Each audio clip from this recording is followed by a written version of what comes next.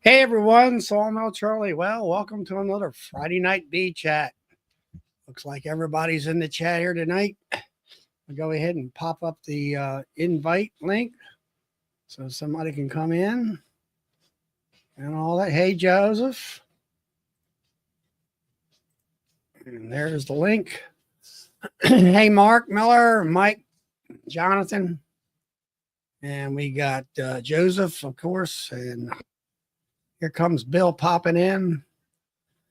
Hey Rick. And well, let's see what else we got. We got Highland Honey, which is Pete.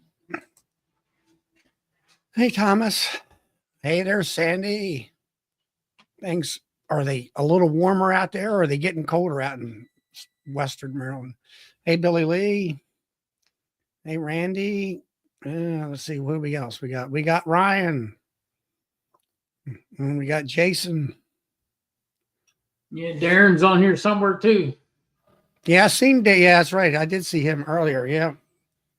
And it's Gary out there in West Virginia. Hey, Sandy. And we got Tytrone, which is finally got your name. Let's see. It's Wayne. That's who it is. And getting a little warmer. Girls are flying today. Okay, well, that's good. I went out to the barn, I don't know, 4:30 today. The sun was kind of behind the barn, and the bees were in the shadows, and most of them, it was getting kind of windy-ish and kind of, I don't know, dampish in the air. They were all in the hives and stuff. Yeah, mine been flying all week. I noticed they were starting to bring a little bit of pollen in too. Well, I was just going to say that because I went out there. I guess it was Thursday. It was yesterday, and it was about 4:30. I walked around the barn, and of course the sun, it wasn't shady yet, and I was watching the bees fly, and usually there's the ones that they're swirling around, they're kind of orientating, or they're taking a cleansing flight and going in and back out and kind of hanging with the thing. Well, these bees were coming around the corner of the barn where I was walking, and they were going back around the side of the barn. They were on a mission. And I went over and I said, well, I got to look at this here. And I watched about 6 or 7 entrances, and every one of them had bees with pollen baskets full of pollen. Yep. And it was sort of a dirty grayish look. Not really white, but kind of a dull gray or a dull white. I don't know whether it was skunk cabbage or whether it was witch hazel, or I'm not a real pollen expert. Hey, Randy.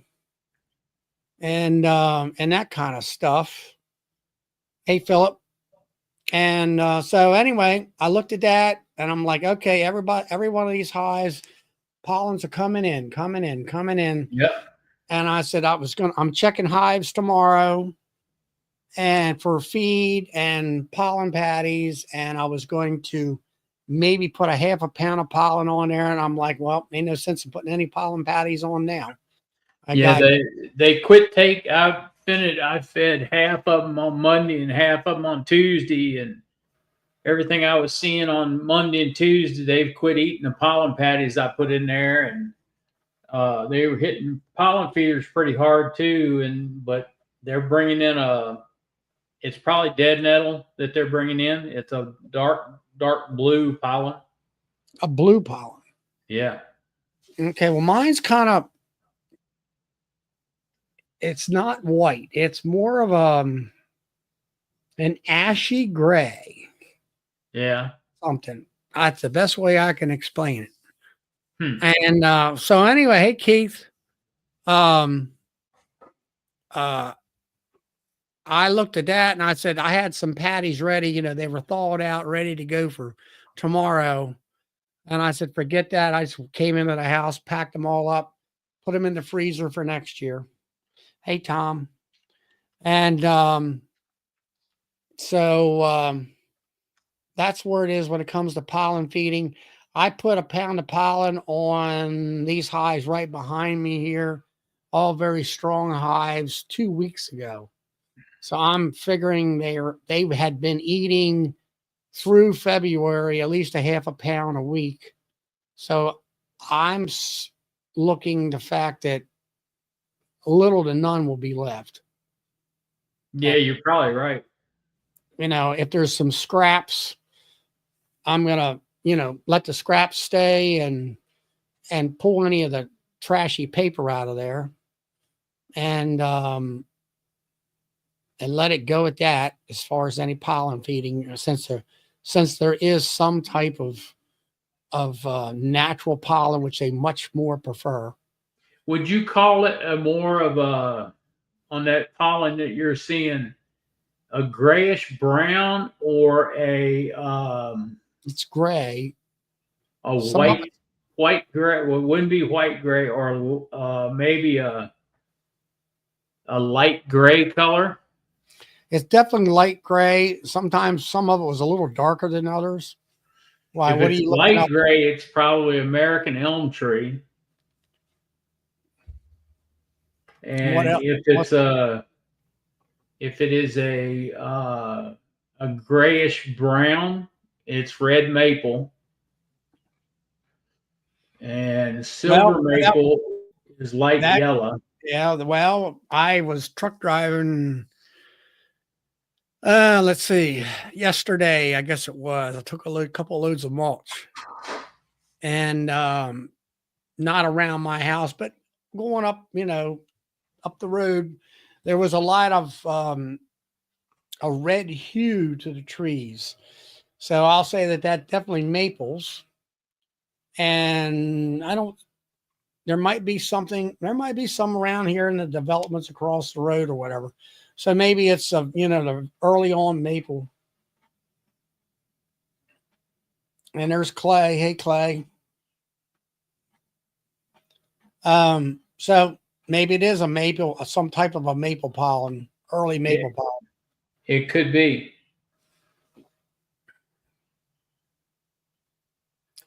Hey, Steve Amos. But so that's what's my game plan has changed as far as since Thursday. No Yeah. more pollen patties. Check the hive strength tomorrow. And hey, Scott, have you lost any colony? I have lost one. That was the one that you see in my videos. It was a small colony. I never really gave it any feed for 2 or 3 weeks. I went into it, I'm going to say last Saturday, and when it was warm, and it had died out. It did have some signs of nosema, but when I got into it, very small amount of bees on the bottom board, maybe a cluster of about 5 inches, maybe 6 at the most. Heads into the cells, butts hanging out, a little bit of bees on over top of them. I start beating them in the end of January. So they were live bees at that point. They were coming up. They had feed and pollen directly over top of them.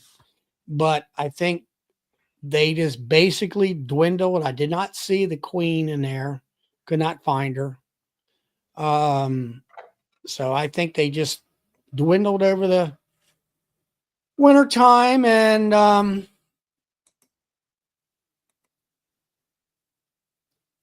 well, let's see. That I'm in Maryland and Bill is in Virginia. And that's, pronounce that word there, is Bador? That's what it looks like. Bador. Bador? Am I going to take the covers off? Well, Sunday, it's going to get back into the 30s. So, as you know, March is one of them roller coaster rides as far as temperature goes. Yeah, it's Bador. And where are you from? What's your first name, Bador? And where are you from? And welcome. There's Hey, Nancy the Nancy. beekeeper.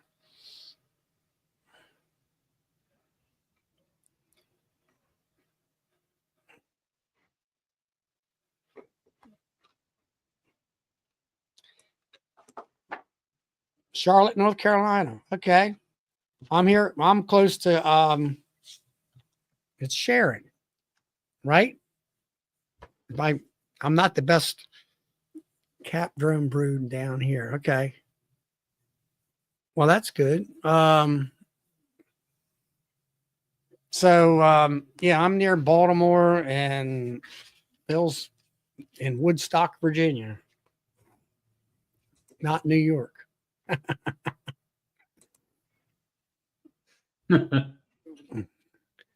Hey, where are we at here? I gotta find her again. There it is.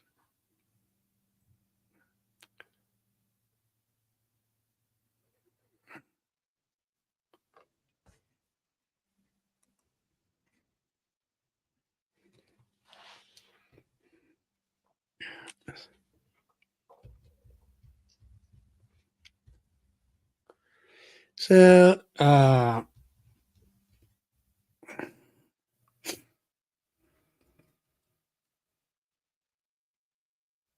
Hmm.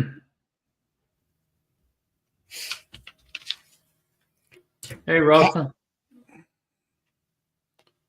let's see. Sharon's got cat brood down in Charlotte. Doesn't surprise me. Hey, Dinah. That's one of my another beekeeping friends from the Baltimore Bee Club. Mm-hmm. She does nukes sales and all that. She's the one that her bees get a little bit pissy. They get a dose of OA. Calms them right down. So, Dennis, where are you at? You had swarm cells in your box. Where are you at?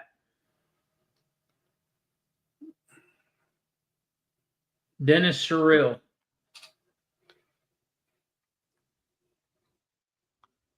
Is he on your list? No.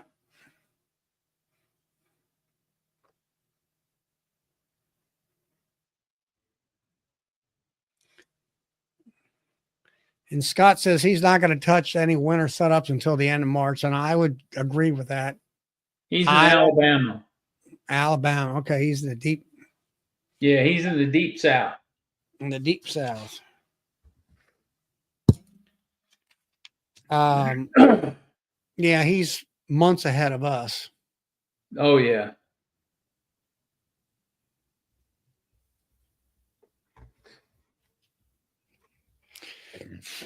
But Scott, I will not be taking any of my covers off until the weather kind of cooperates. And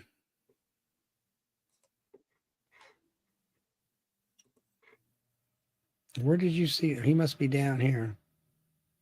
Who's that? Dennis Sorrell, or He was just above Vincent, above Highland Honey. okay, Alabama. Yep.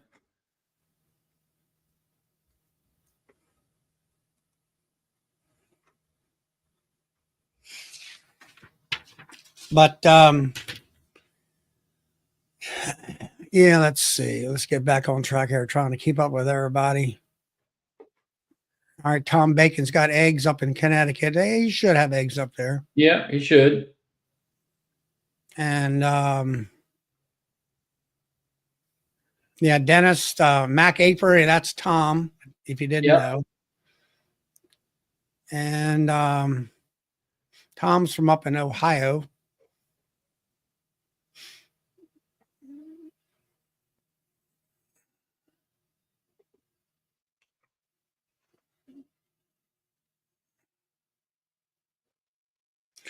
And here's Michael Joe. I think There's DC. He's between Philly and Lancaster.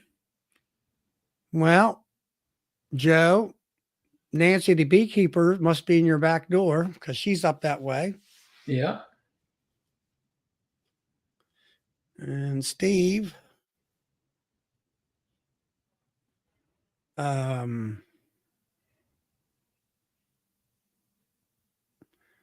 Steve, you're down there in Alabama too, I believe. Steve Amos.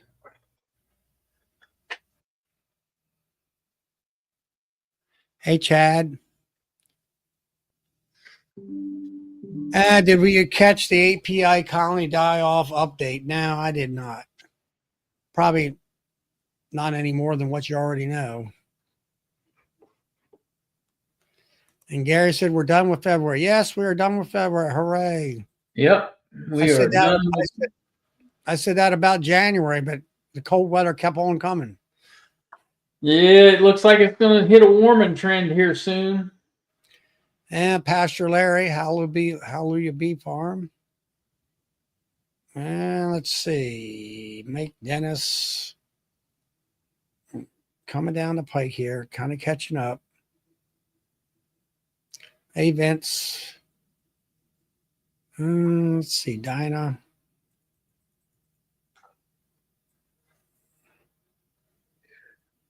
I did not see the notes from the update.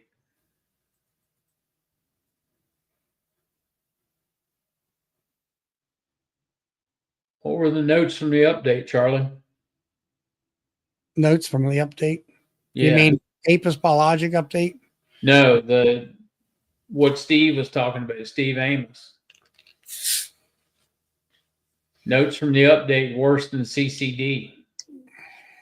Oh, really? Is that what he said? He's talking about the Apis mellifera, the latest colony collapse, the bee die out. Yeah, the latest information. Yeah.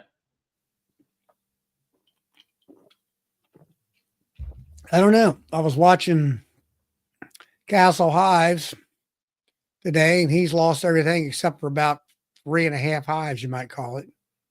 Wow. And all that kind of stuff. Hey, Jason, Honeybee Compound.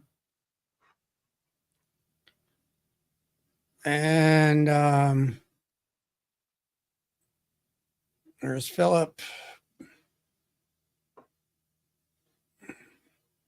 I'm catching up here, I hope. Hi, Jack and Danette.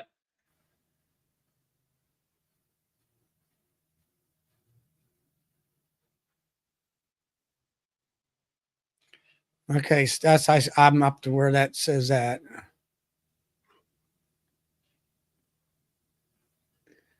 Hey, Steve, if you can post the link, post it in the comments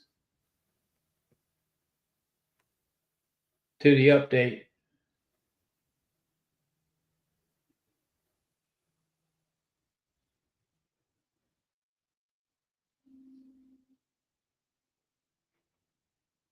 Gary, I said the same thing a week ago. What's that? Gary Stewart said, with as many specimens as they are getting, you'd think they could come up with a cause. I said that a week ago. All right, I finally caught up with everybody and everything. So anyway, I know Scott was talking about, I've lost one hive. It just dwindled. As far as I'm concerned, queen failure is pretty much the cause of that. It was a brand new queen. Actually, it was a nuke that I actually got in. And I've seen this where I've put in, especially last spring, where I put it 15, 16 brand new fresh queens. And every one of them is different amongst themselves. You got some queens over here that are just going gangbusters. And then you'll have this one queen that she just kind of piddling along, not doing some great wonders. Yeah, she's fizzling out. Well, here she's brand new and she ain't all that great to begin with. So she could be poorly mated. Who knows? It just it's something that happens, and that's something that's kind of the something you have to kind of come to an understanding with yourself is that um you know if you happen to have a backup queen and that queen ain't doing all that great, get rid of her and get another one. Here comes the Cajun homestead in down in deep out in the deep south of Louisiana. Long time no see, buddy. What's going on? I Not don't much. know. You chased any more possums lately? I caught one more. Was that a possum or an armadillo? That's possum. Oh, that's right. I did watch that possum story you had on YouTube. Yeah, that was kind of funny. You let the chicken decide its fate. No, I asked her to identify him. Yeah. He did identify him. Free Pexa. Yeah, that was him. Yep. Mm. So So I sent Charlie pictures of the new apiary today, and we're going to be moving bees on Sunday at 9:00 Sunday morning. Oh, okay. So, now you bringing them in from down there at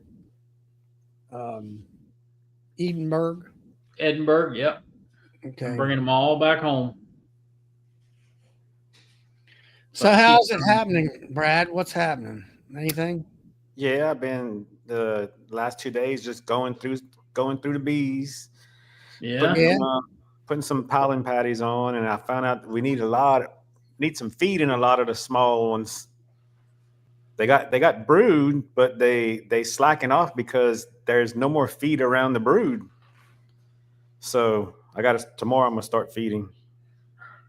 All my big colonies have plenty food, but all the like overwintered queens that I started out in the middle of the summer, they starting to run out of food. You know, they were smaller than 8 frame or less. So they starting to run out because we went through this deal where when the snow left and the cold weather left, man, they came out booming because we had a lot of them purple flowers blooming and all kind of stuff. The red maple was blooming. So they started laying up a whole bunch of brood. Well, then it got cold again. So they locked in the hive with all this brood they got to feed, and they can't go get nothing. Right. So they used up all the food around the brood, and now they're very, very light. They got a little bit on the outsides of the nest, but nothing on all the brood frames I pulled out. Just pollen, no nectar, no honey. So nothing. what are you going to drop some liquid on them? I know you're what 70 degrees or more down there. Yeah. I'm gonna put some liquid on them. Put some 1-to-1 for sure, I guess. Yeah, some 1-to-1. But I was surprised at that because when I checked them in January, they all had a lot of food on them. But just that switch in going from cold to warm to cold, because they were flying like crazy for a week and a half after the snow. I mean, they were going to town. I mean, they were brooding up, bringing in all kind of pollen, and then it just got shut off. So I noticed when I was pulling frames, I seen where there was lots of cap brood, and then no brood. And then now now that they're flying again, they starting to lay eggs again. So that week and a half of rain and cold weather, they just shut down. But see, that's the thing, is that you think you're all in good shape, and because of certain climate switches, your bees are in jeopardy. Yeah. Within just a few weeks. Well, you see, when the snow left, the red maple budded right after that, and they were bringing in a little bit of nectar. You know, very small amounts, mostly just pollen, but very small amounts of nectar. So it was enough to maintain. But then when that cold weather came back and the rain, it killed all the maple flowers. It just washed everything away, and so there was no more nectar coming in. So they just bringing in pollen. And right now we're in between that transition of the purple flowers, which the cold weather kind of knocked down, and the clover's starting to want to bloom, but it's just barely starting to come out. Hmm.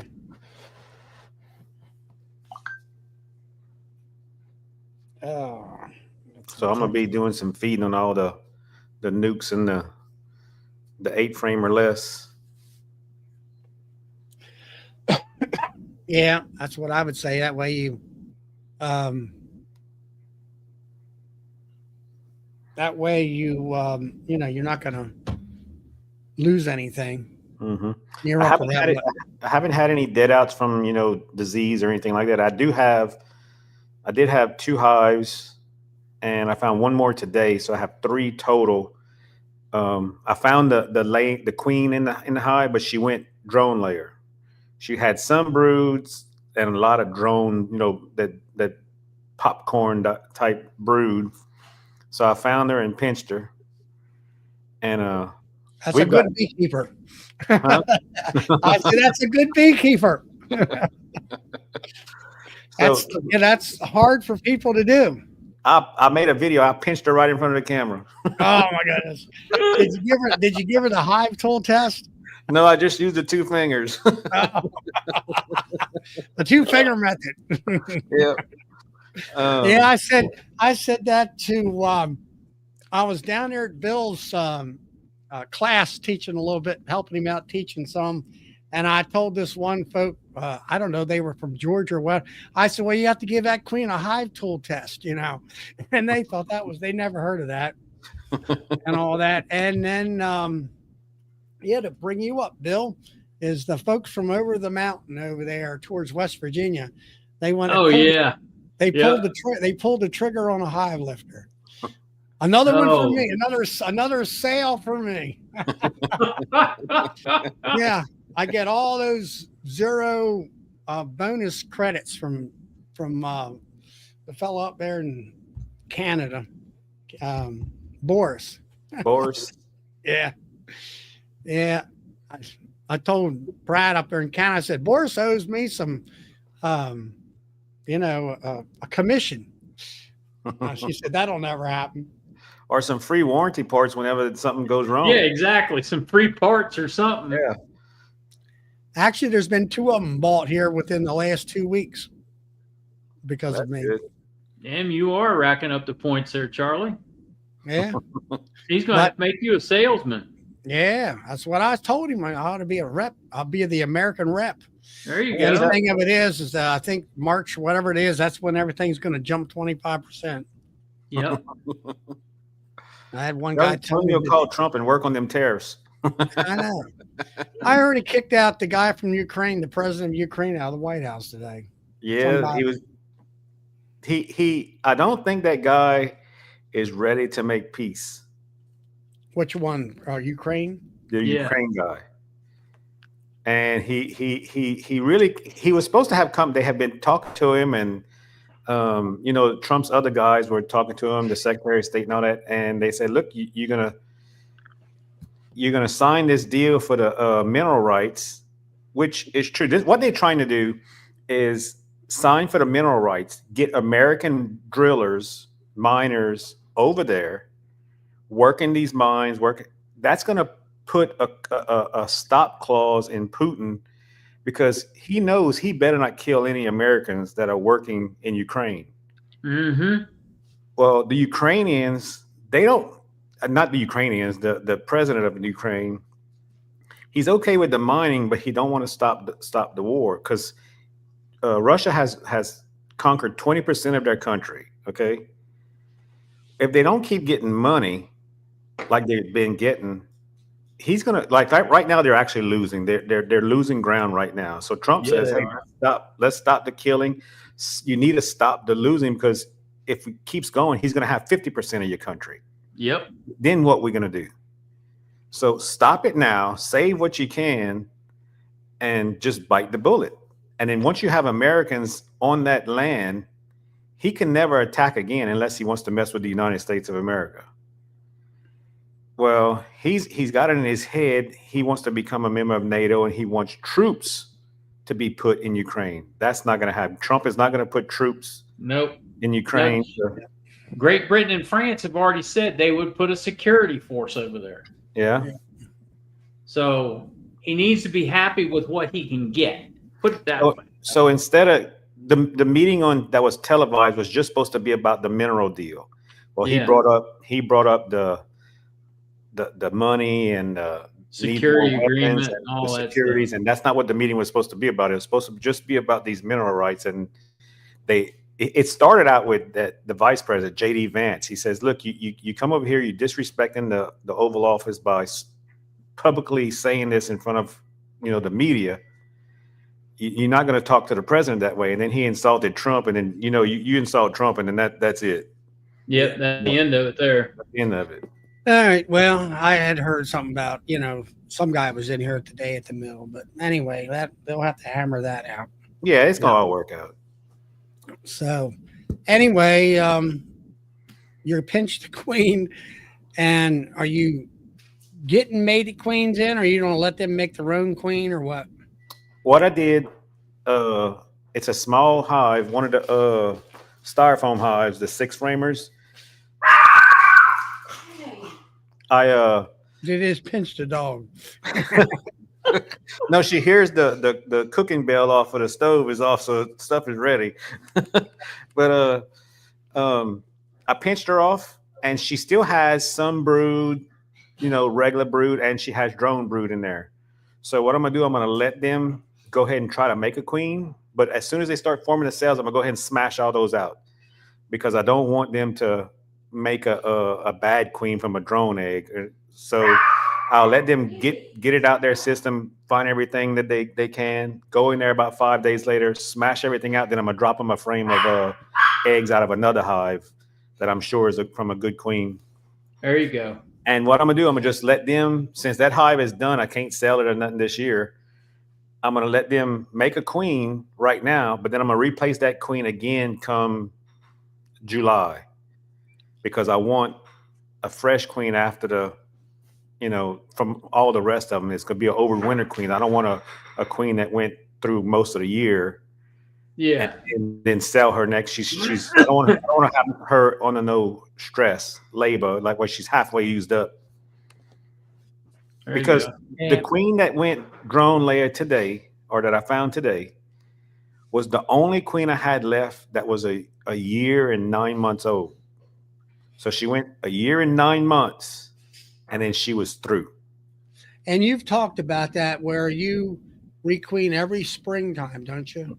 Well, I make splits in the spring, but then if I'm gonna use them to sell the following spring, I requeen them in July. Okay. So I graft and everything. That way, they're fresh queens coming out of winter for whoever I sell them to. That sounds like a plan right there. Yeah. No, I want to go over that with me, because this year I've got to make queens, and I got to replace these ones, because there'll be the second honey crop season for them. Mm-hmm. So are you doing it in July? Would that work for me, Bill, in our area? Or August? Or no, June, July? Yeah, it would be July. Let's see. July honey season's pretty much over with. Most cases, except last year. It seemed to go on forever. Would our queens be?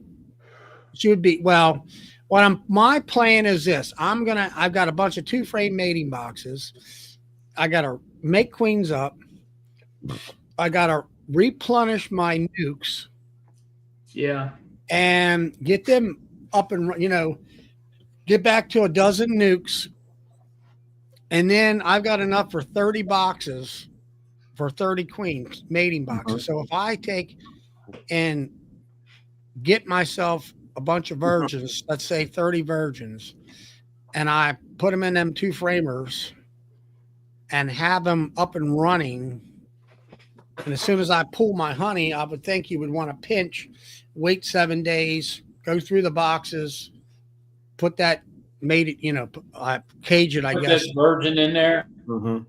Either a virgin. Well, by that, I'm looking at having those mated queens in the back row, waiting to go. You know, so I'm going to have to probably Yeah. cage her and then, have the hive that's been pinched, the production hive, wait 7 days, cut out all the queen cells, and then put a mated queen from my own stock in there with a a JZBZ cage. Mhm. Yeah, that would work. This is my first.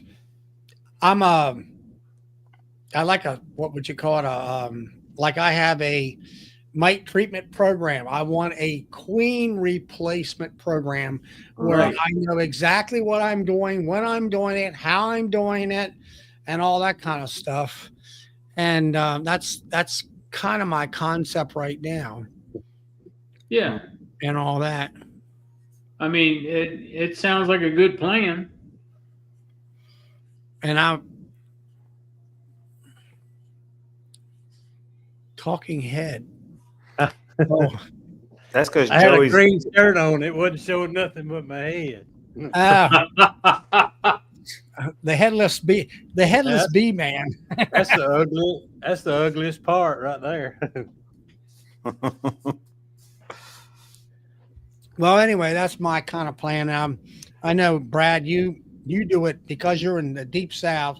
You have, right there's a perfect example what you've been telling, where she lays up 12 months out of the year and she's wore out, and you got to get rid of her, for that next season. You know what it is. And don't you find that you got about 75 hives now? Don't you feel like that you're not on a roller coaster ride to where your hives are all kind of evened out? Where, what the world? That's his shirt that he was wearing. That's What's the he got- shirt what's he he was got? wearing. What's he got? A cloaking device? Evidently. He must be from Star Trek. Star Trek. Yeah, he He's must a be. Klingon. He does look. $10 used queens. He does I'm look a working little bit new on the style of Klingon. bee suit. Yep. Yeah, with that there head of his, he does kind of look Klingonish. Yep. You got that beard that they have on the Star Trek. Yeah, And right. That's Yeah. right. He looks he sort of just like he just needs something in the middle there, like some Yeah, horns. a little ridge in the middle and some wrinkles on the forehead. and maybe a little like a little point, like like a little tortoise shell, a little bit of a tortoise shell thing up there. yeah. But I'd say grow a mohawk, but I don't know if he can grow nothing in the middle right there. I don't Yeah, think he keep grow saying anything. when I grow up, that's what I'm going to have is either a flat top, crew cut, or a mohawk. If I can never get it back together. So back to your bees, Brad. You find that your hives are kind of like on an even keel as far as any Yeah. ups and like I said, downs or misbehavings and stuff. Yeah. The only thing, like I said, all my double deeps, if I open them up right now, they're all full. I mean, I had hives that were just wall to wall bees because they have a lot of food. Right. But it was just the nukes and the small 8-framers that I just made last year. All the new hives I made last year that they wasn't packed out with honey because they didn't go through a honey crop. All they had was sugar water that I fed them. But all the hives that I left honey on, because I pushed them down, all my double deeps, I pushed them down to one box during the honey season, let them fill up that second deep, and added my supers.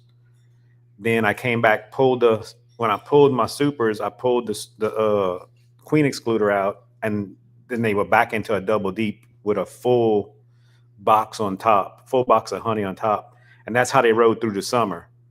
Now they ate a little bit of it during the dirt in the summer, but came fall, they replenished it with a goldenrod. Because I don't take anything in the fall either. Right. So all those double deeps, they all in good shape. They all, like, I went through one today just to check them out. They had 10 frames of brood between the top and the bottom.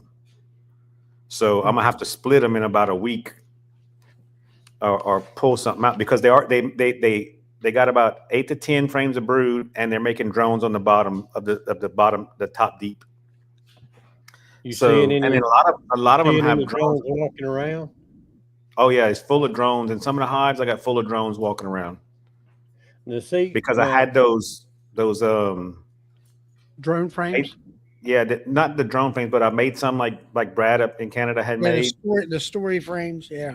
I had some from 3 years ago, and they're already drone brood comb made. So she just laid in there, and I started looking. I said, "Well, hell, some of these have done already hatched out." And I started looking at the frames real good. It was full of drones everywhere.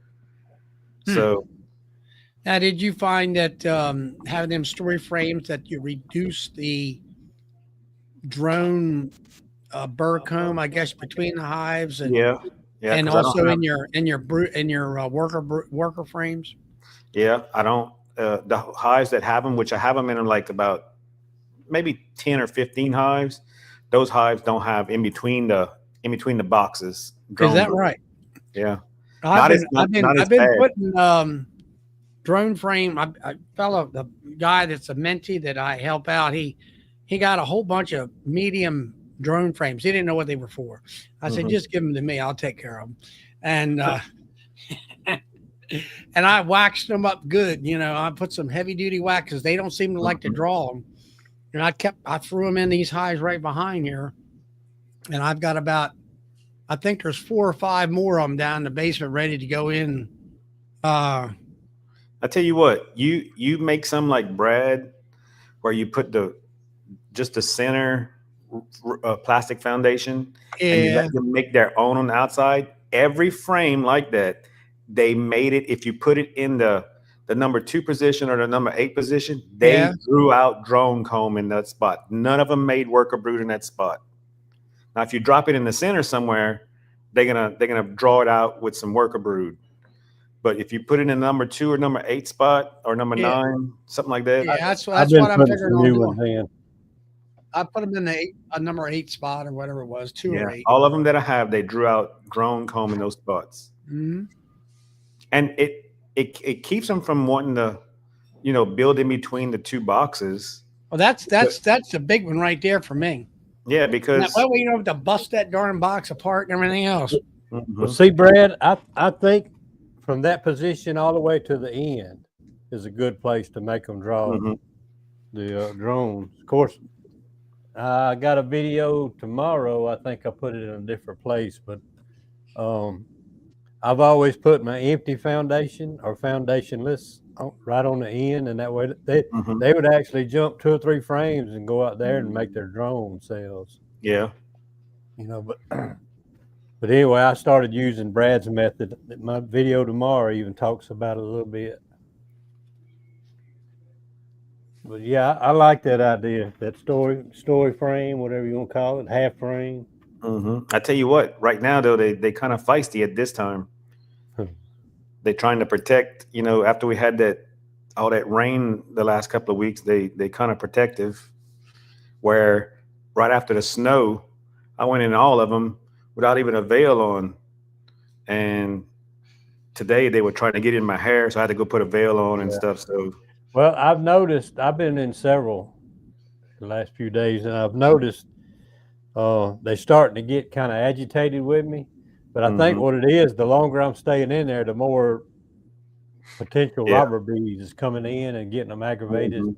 They get mad at them, mad at me, and because there's nothing coming in right now. There's pollen coming in, but there's no nectar coming in for me. Well, I got nectar. I got nectar coming in, but it's very little. It's not enough to keep them from wanting to rob.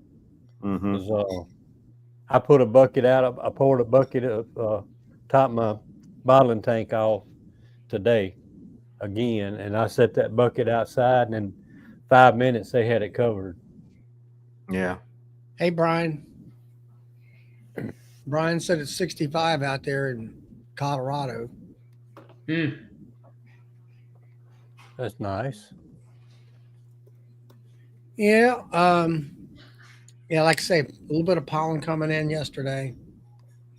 And then it's supposed to dip down. But then next week, they were saying, they were complaining about it not being 60. But the fact of it is, if it's still in the 50s, that's still flying weather. Yeah, it is. And all that. So I think today was the prettiest day we've had. It has been beautiful today. Yeah, it was nice. Sunshiny all day long. Man, then yeah, the week before and the week before that, that was horrible. It was cloudy every day and rainy and cold. I'm looking at the extended forecast right now. It's going to be close to 60 degrees tomorrow locally, I know. And then next week, it'll be high 40s, low 50s, mostly about mid to high 40s. And then after that, it's shooting up into the 60s and 70s, possibly. Yep. And Yeah, all that. tomorrow for us, we're gonna have a low of 43, but a high of 77. And then it's gonna be pretty much the same throughout the coming week, except towards the end of the week we dropped down one day to 68, in the 60s. I want to say hi to Brian at Castle Highs, and I watched your video today, and sorry for your losses there. I know that you got hit pretty darn hard. He's got about 3.5 hives worth of bees running right now out of, what was it, Brian? 16 or 18 hives, something like that. I haven't heard too much of a die off in my area. I mean, from anybody. I don't know what's going on with the mid part of the country and stuff, but I mean, nothing more than usual. Like what I had, some bad queens, and I had three. Two of them had bad queens, and one of them was just too small, and they froze on that when it snowed. Well, that's what happened to the one that I lost there, this 10 framer. It was a brand new nuke I got. You just dwindled down to where maybe a 5 to 6 inch, pattern of bees, and that was it. And Brian said he had 16 hives 16 months ago. Now I heard something about, because I watched a video today. I forgot the guy's name, but he lost 5 of his hives, and he said he thought they starved because he said their butts went down into the cells. But I watched a video with an experienced beekeeper that says if you have food around, because he had food around them, but they were in a section, that their butts were in there. But bees that have feed that are small, they didn't necessarily starve just because their butts in. They try to get in the comb And he and vibrate to make heat, right? because the clusters across from each other. Just because they're stuck inside of a comb doesn't mean they starved. They could have froze because they were small. You've got to read the whole box. Yeah. To actually come up with starvation, because some of your last ones are going to starve anyway, because you still may have brood in there that's about to hatch, and that thing can get robbed out, and then you have a bunch of little young brood still emerge if the temp is right, good enough, and then they will starve because everything's gone. Yeah. So you have to read the whole box. That's my opinion. Yeah. A lot of times you can tell when they've starved if their tongues are hanging out. I can't see that good. But all the ones in the comb and stuff, you pull them out, and the little tongue will be hanging out because they died trying to lick the bottom of the comb. Yeah. I saw a guy. He showed that on some videos about some that had starved out, and starvation usually happens on a big colony. You'll see a big clump of bees with their heads stuck in, and they starve because they ate up all their food. But when you see a small patch, usually they froze if you had cold weather and stuff. Now, there was a guy on the chat prior, and he's 2-year beekeeper, so he's brand new, and he's using some mite products that I wouldn't care for. But anyway, same thing, small patch of bees, heads in the comb, but his bottom board is just covered with bees, dead. And I'm thinking to myself, is that a mite problem there? He had plenty of food around, he said. Yeah.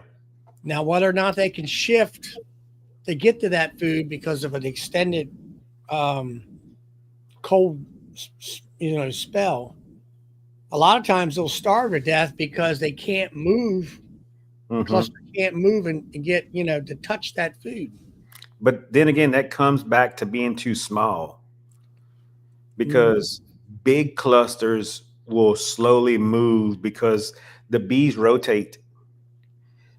The ones that vibrate, they extend, sooner or later they move to the outside, and they just keep rotating and they move. So there's always some bees warm to move. The big clusters will move and find the food, but the little clusters can't do that because the whole cluster gets cold.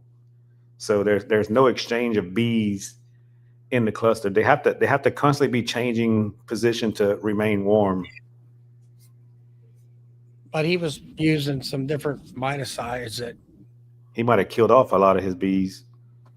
Yeah, I think the mites probably killed off a lot of them. Mm-hmm. He was using like hop guard. Russell Koopman had a question there, Charlie. Where's he at? He directed it to me. He said, I read somewhere that it takes a frame of honey to make a frame of brood. True? I have no idea. I don't know either. I wouldn't even know what to say about that. I don't know. That's a good question. I don't know, but I know it's a lot of people say, don't feed your bees honey. But today, I found those hives and yesterday, I was working them yesterday too. I found those hives that didn't have no food around the brood. So I got some older, darker honey that I had in my warmer, and put them in jars. The first place they started storing that honey was around that brood. I went back, like the ones I did yesterday, I went back today and looked at them. Fresh honey that they got out the jar all the way around the brood that they put in it. Yeah. They're always moving honey around that brood there. Yep. Always moving it from somewhere. So they didn't put it on the honey frames on the outside or nothing. They put it around that brood. Now there's one right there, Brian, out there.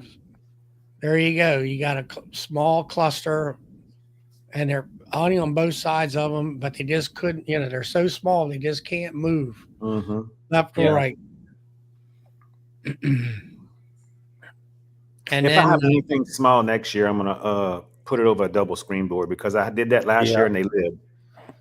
They lived. So, but I've even thought about put a divider in a 10-frame box where I could do 2 like that if I needed to. Like 2 small, 2 or 3 frame, and put on top.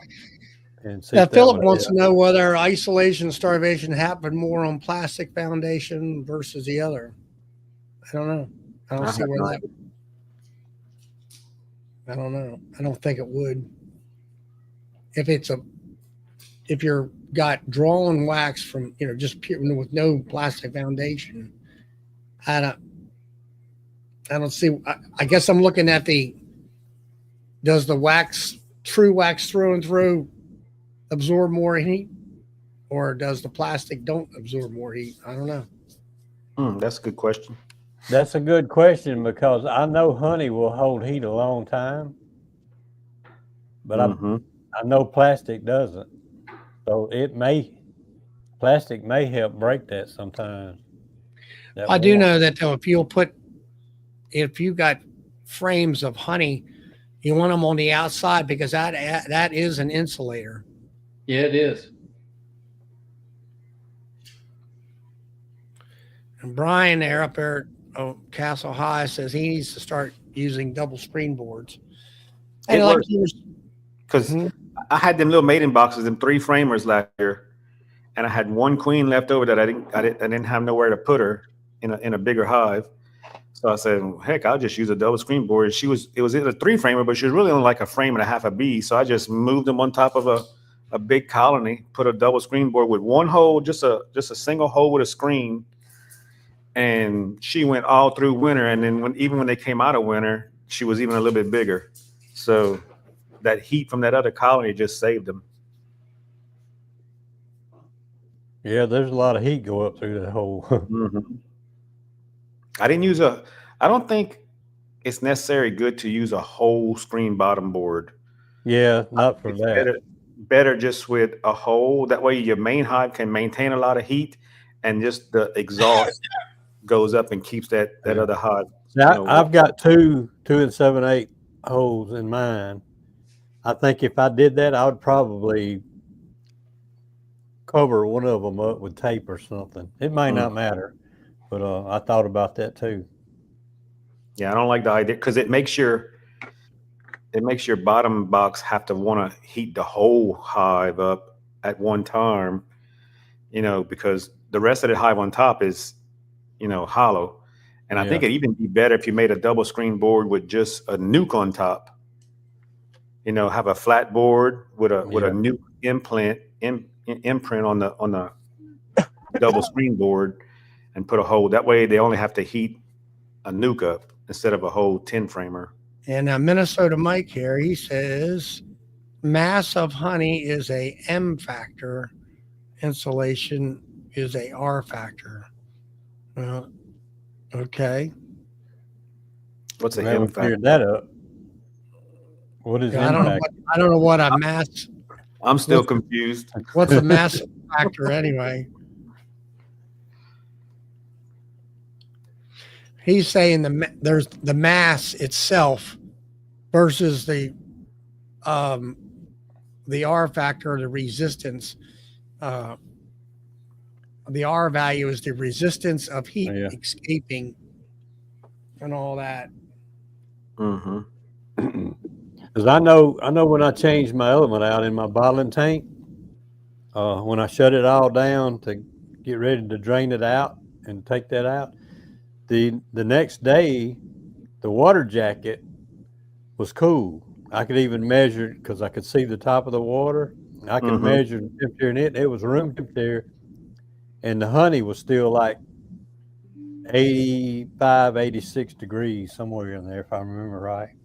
And it stayed like that all day, even after I drained the water jacket out. Stayed like that all day long and through the next night.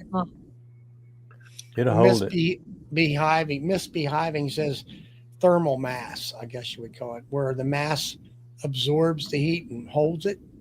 Yeah, the M factor is the greater the M factor number, the greater the thermal mass, and the higher the R factor number means better insulation.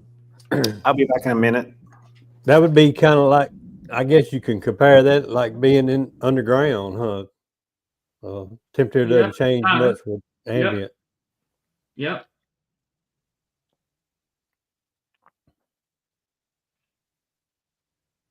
Crickets. Cricket. So, but no, it's a good discussion. Like you say, though, if you got a small hive like Brad had there, I think using a double screen board, give a much more higher survivability. Yeah. I've done that before. I need to set up where I can do a little more, but I've had 1 or 2 little nukes that made it through the winter so far, but I'd have felt better having them on top of something. Yeah, usually I'm pretty good at that. I usually have a 5/5, and I got the barn, which is a huge wind block. We've had some, I think, back in January and February, where we had them 35-mile-an-hour winds and stuff. And those winds come right where those hives are behind me. They're coming that way, behind the hives. That's why I've got those carpets there for wind block. And when I put my nukes beside the barn just because of that, I knew that the wind gets pretty bad up there. We're not in a valley, but there is a hill down and up like that. And it just seems like the air sucks down through there, and we'll be really windy here, and other people will be other places. They might be a bit in a lower lower valley than what we do, and they don't have the air kind of passes over top of them Yeah. and all that stuff. So you have to kind of know your area and everything. But that's why I do that. And this year I did do condensing hives for the first time. I did put inch-and-a-half insulation on top. No ventilation on the top, no upper entrances. And that has all worked out well. There hasn't been any moisture problems whatsoever. I think the condensing definitely was on the walls. I did see some water on the coroplast coming out of the screen bottoms a little bit. I don't know whether that was possibly rainwater or whether it's actually the moisture coming out of the hives. I think it was the moisture coming out of the hives. But I definitely positive. Hey, Paul. And definitely a positive outcome when it came to insulating the top of the hive and all.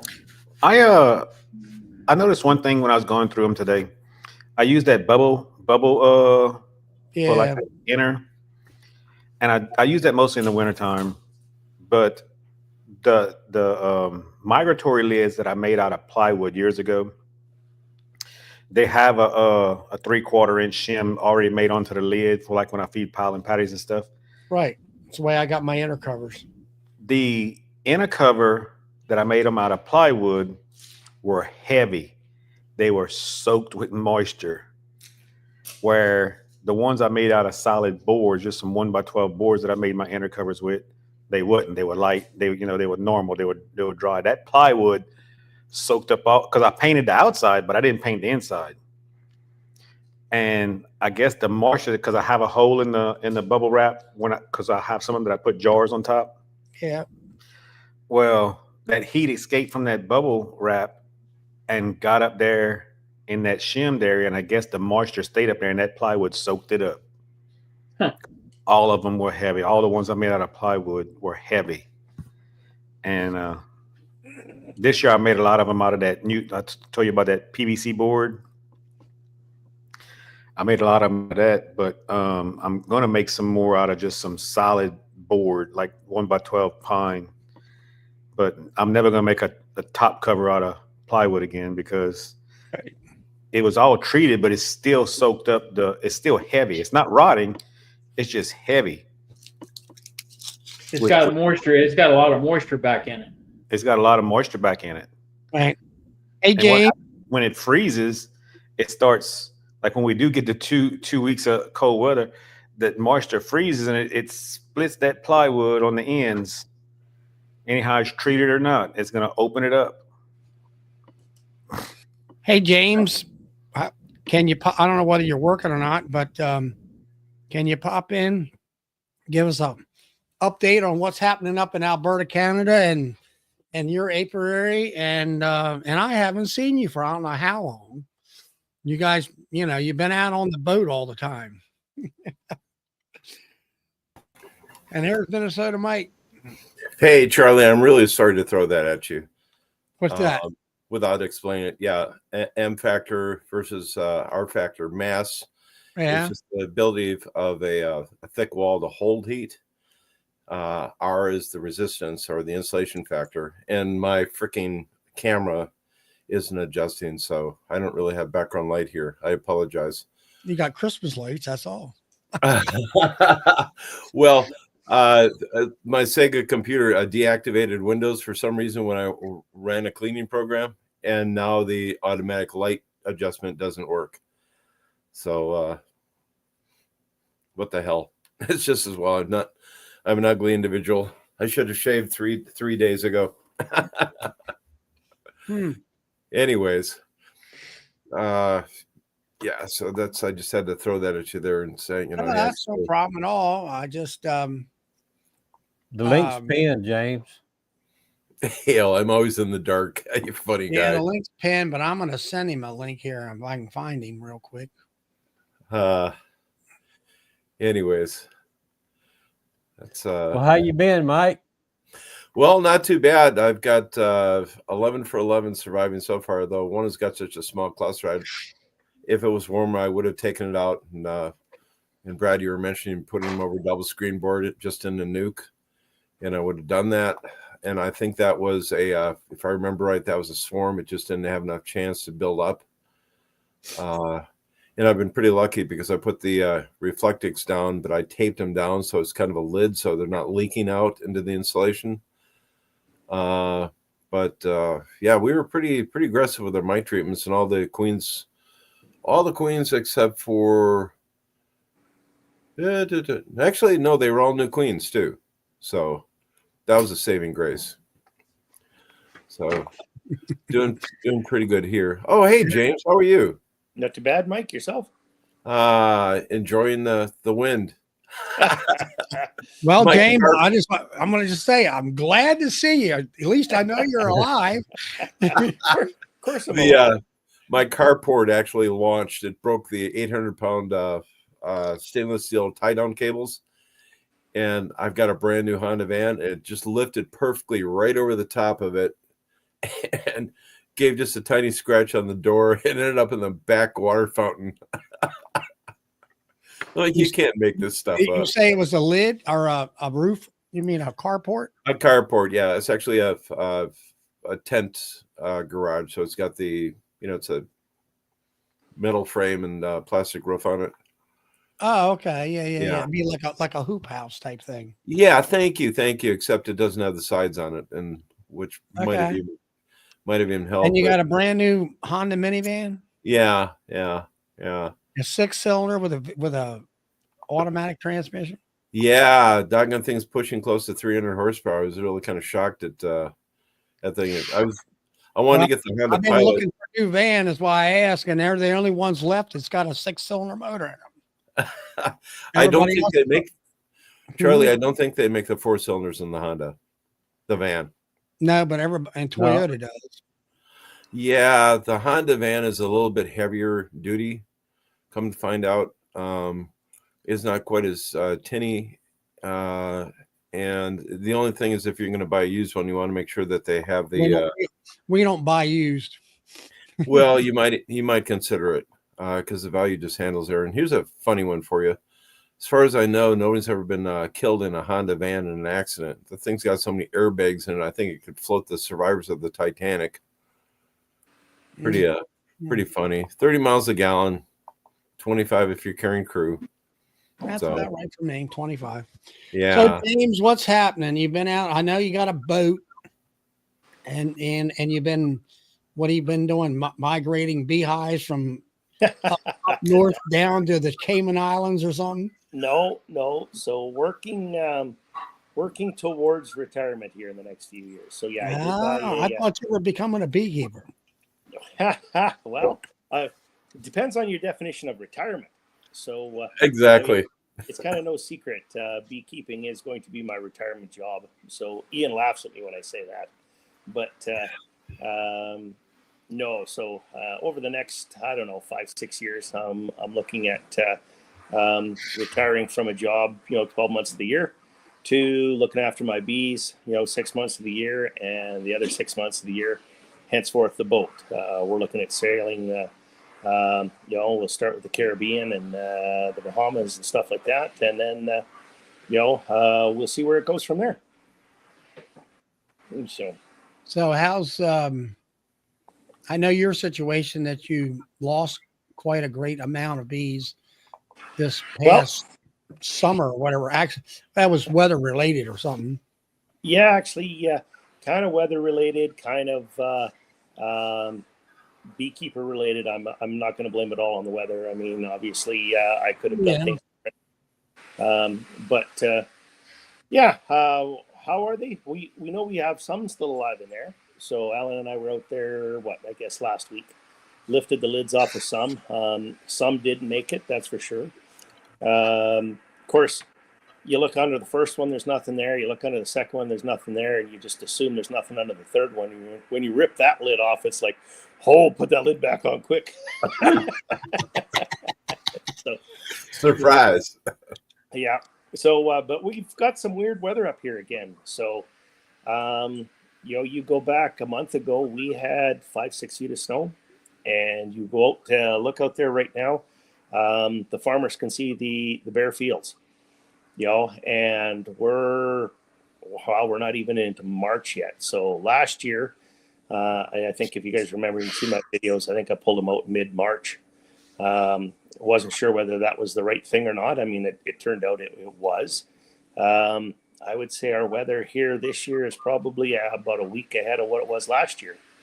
So, I mean, daytime temperatures here are high single digits, low double digits, all in the positive. So when you start getting plus 7 to plus 11 degrees Celsius in the day, it's 0, -1, -2 at night.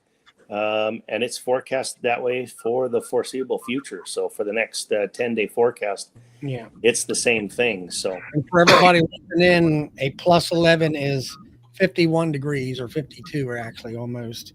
There you go. And then what was it? A -1, which is 30 degrees. Yeah.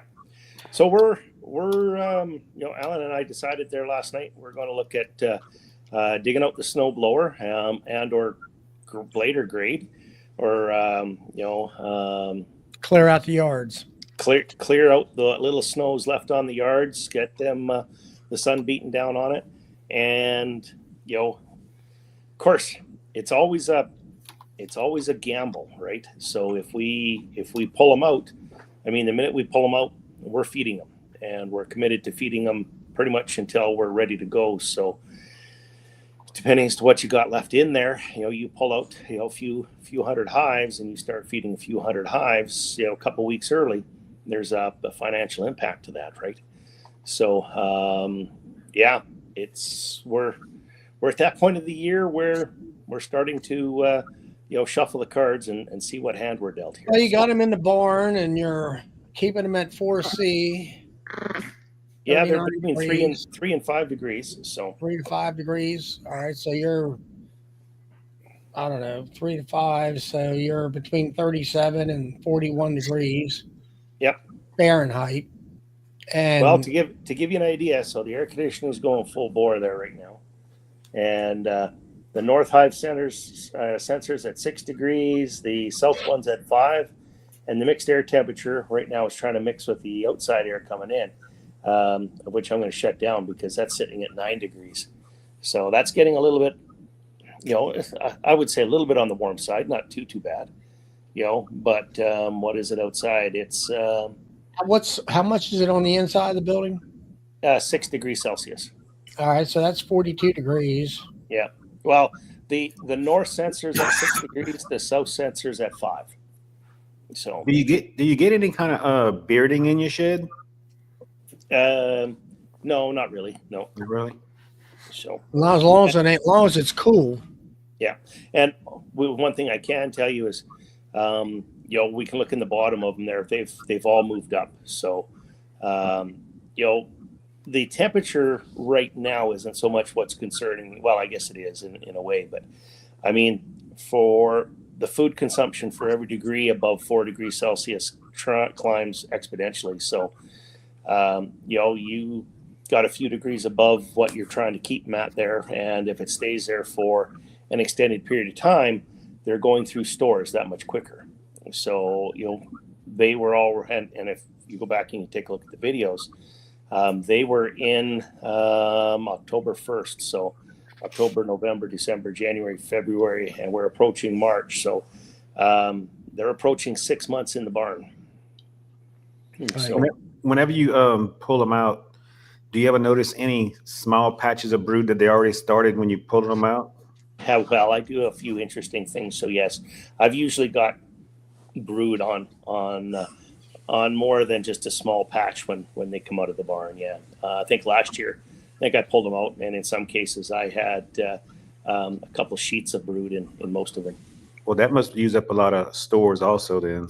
Uses additional stores, absolutely. Yeah. That's what I was talking to Charlie about earlier. my Kelly, bees, that one's gonna stick. That didn't work too. Down here, I was telling that it got cold. We had the snow, where the bees were tight, and I checked them right after the snow, and they still had plenty of stores and stuff around the brood because they were brooding up around the brood. But then we got some warm weather and they started to fly, and then we got some more cold weather for a couple of weeks and rain, and they were stuck inside. Well, they ate every bit of that honey all around that brood. Oh yeah, yeah. I have because I went through them today, and all the brood frames, no honey on them. Just on the outside of the boxes, there was a little bit of honey, but they ate everything on the brood frames. Interesting enough, and I'm not sure why. Maybe it's just due to the way it is, but very seldom do I see they touch the outside frames of the boxes. They'll eat it from the front to the back, but very seldom do I see them touch the outside frames. And I'm not sure why, but I guess just the way it is. I mean, as they expand and they eat out, right? So, but no, so that's kind of what we're up against up here. We're busy putting some of our equipment back together. So right now, Alan and I, we've got a huge commercial mixer that we're completely rebuilding, and so all of those parts are in. That's in the woodshed there right now. We're busy looking at putting that back together, and then evening, Bob, and then of course tying into the frames. So we got. As this is going to be a rebuild year for us, and I don't imagine we're going to need a whole bunch, but I think we've got, I think there's like 500 or 600 frames out there that we'll slap together really quickly too. Now, James, when you say a mixer, what are you referring to? Like a big mix master. So a big KitchenAid of sorts. Okay. Yeah. Well, I'd say a KitchenAid on steroids. I think the no. I think the bowl is about yay big around. So. Yep. So you're making your own patties up, James? No. With Global Patties right here in Alberta, I can go down and pick those up way easier. It's a quick road trip. What would it be down to Red Deer or Airdrie? Probably, I don't know, 6 hours down, 6 hours back. So I mean, you do that in a day quite easy. Quick 12-hour trip, no problem. So. They're used to that up there. 12 hours. 12-hour trip. That's a vacation. Well, to give you an idea, so the wife and I and a couple friends, we're traveling out to Edmonton, so we're going to leave Saturday morning. We're just going out there to watch a musical. We're going to come right back. So, and Edmonton's 4.5 hours away, so that's just welcome to Alberta. Yeah, welcome to the Midwest. You ever have to break out the sled dogs? When I lived up in the Northwest Territories for quite a few years. Man, I'm hooked on those shows up there. And I was going to say absolutely. So there's a sled dog driver up there by the name of Kevin and Rita Antoniak. They run sled dogs all the time, and of course at that point in time I was flying bush planes, so it was quite common that you'd load the dog team into the back of the beaver or otter and fly them out or really bad storm or something coming in, you're flying out, you're picking them up and you're flying them back. So that's just just a Canadian thing, I guess. I watch all those shows about that, and it's amazing what the men can do, much less what the dogs can do. the weather that they live through, I mean, it's amazing that they survive. I got two of them, and my wife gets worried if they're on the porch and the porch is too cold. The only thing I noticed that a lot of these, when we think about sled dogs, we think about the big huskies. They look like they're wearing overcoats.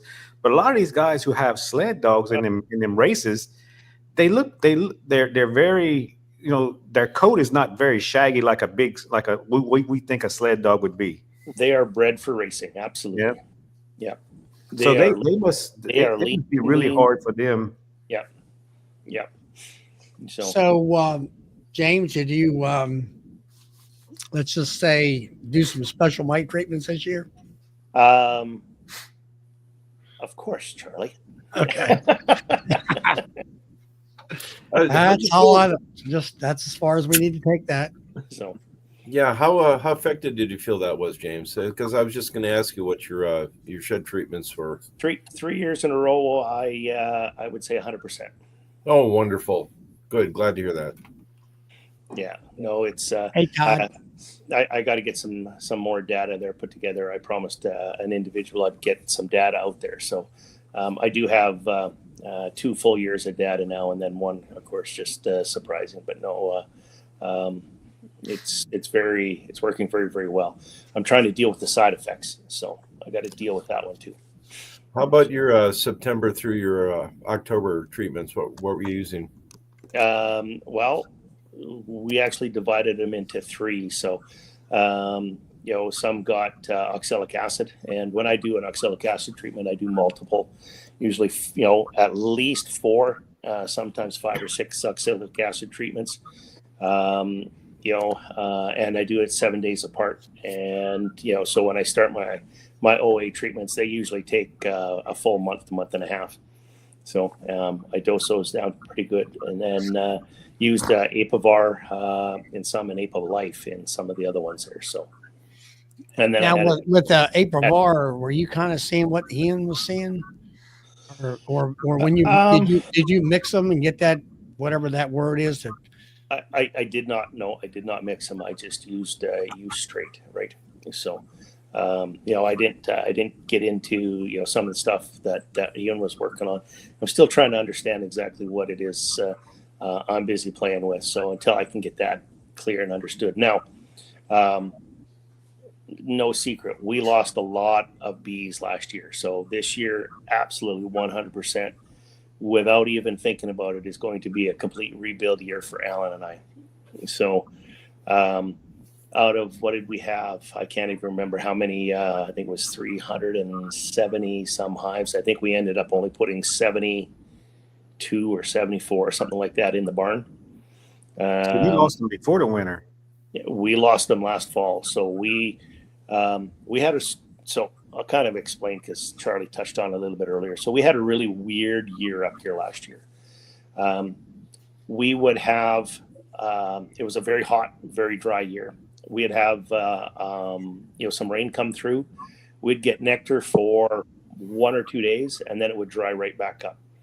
And then we wouldn't get anything for a week or 2, and then we'd get nectar for 1 or 2 or 3 or 4 days, and then it would dry right back up. And this continued, this cycle, up and down, up and down, up and down. And I should go back and take a look in my notes just to see exactly how many times that happened. That probably happened 5 or 6 times. Our largest honey, or our largest nectar flow up here, was after we pulled the honey supers. So we pulled the honey supers, and we ended up getting rain, and we put buckets on there right away, and they didn't touch anything for about a week and a half. So that was counterproductive to us as well, because I like to pull all the honey out of the hives up here. I like to put my bees into the barn with sugar water, and they weren't taking the sugar water. So the food resource that they had this winter was not, I'm going to say, a pure source, if you will. So, so that's going to affect this a little bit as well. Now, I know all the people out there are going to say, well, honey's the best thing for it. And no, I follow the science. The science clearly shows that giving the bees the sugar water, the sucrose, whatever you use there, where, the 2 byproducts are raw energy and water vapor. It's way easier on their guts, and it's proven scientifically way easier on their stomachs and stuff like that up here, especially when they're in the barn for 5 to 6 months at a time. So, yeah. Plus, that the sucrose honey actually has 4 times the amount of peroxide in it, which is, more than likely good for the bee's guts. Yeah, all of that. Like I say, exactly. Yeah, so you got that. So we're battling. Yeah, so we're battling that this year because, like I say, our best honey flow was after we pulled our supers. So it's, So you lost that flow. We yeah, I would say, well, Bob laughs at me, but our honey crop up here last year was, I may have barrels and barrels of honey in the barn, but it really was a crop failure for us up here. So, James, a question here. You use the Apilife? I used it on some, yeah. Yeah. So have you been doing any nosema spore counts? I should have. But now, having said that, nosema was not my issue last year at all. So No. our I'm asking virus about count. issues. Yeah, I was just wondering if you did the spore counts. Yeah, no, I didn't. Here's one of the things that we did do, though, and here's a mistake that I made. So hopefully somebody can learn from that mistake. I assumed by taking a percentage of washes from an apiary, I assumed that they were all the same. I will not ever make that mistake again. So I would take a sample, as everybody knows. I usually put about 40 hives to an apiary. I'd go out there and I'd test 4 or 5 hives, and if they tested low, I assumed the whole apiary was low. Oh. Big mistake on my part. I would highly recommend taking small samples from, if you're going to do that, from the ones that you don't test, take a small sample as well, so that and then kind of check that out. We found out in the end that wasn't the case. I had some hives, and I'm still trying to understand it, whether it's, because as you guys know, I raise my queens. So I'm trying to understand whether I have some queens that are a little bit, maybe, I don't want to say, I always hesitate to use the word mite resistance, but let's say a little bit more mite tolerant than other ones. Maybe that's the way to put it. I would have on a pallet, on a 2-frame pallet, I would have one hive on one side that would shake 1 or 2 mites. And then the hive right next to it died out. And when you scrape through the bottom, it was an absolute mite bomb. So, big mistake that we made last year. And like I said, I will never make that mistake. Now, when you say take samples, are you taking small samples from every hive and then you mix it together? And well, I would recommend, even that would be better. I mean, what I did the year before is I tested every, and because of what I was doing, and last year when I brought them out from spring, I tested I did a shake on every single hive. And I did that for the last 2 years. And of course, numbers, you get complacent. I kind of thought, okay, these things are pretty good. And then when I would do a shake on one hive off of a pallet, and it would shake, 1 mite or 2 mite. Okay, no worries, the treatment's working. After I got my samples back and found out that my virus count was through the roof on some of these bees, and you go back and you take a closer look, some of them, the mites were very, very high. Now, I guess if I had to look back, I could probably tell you exactly what weather pattern would really shoot the mite count through the roof. So,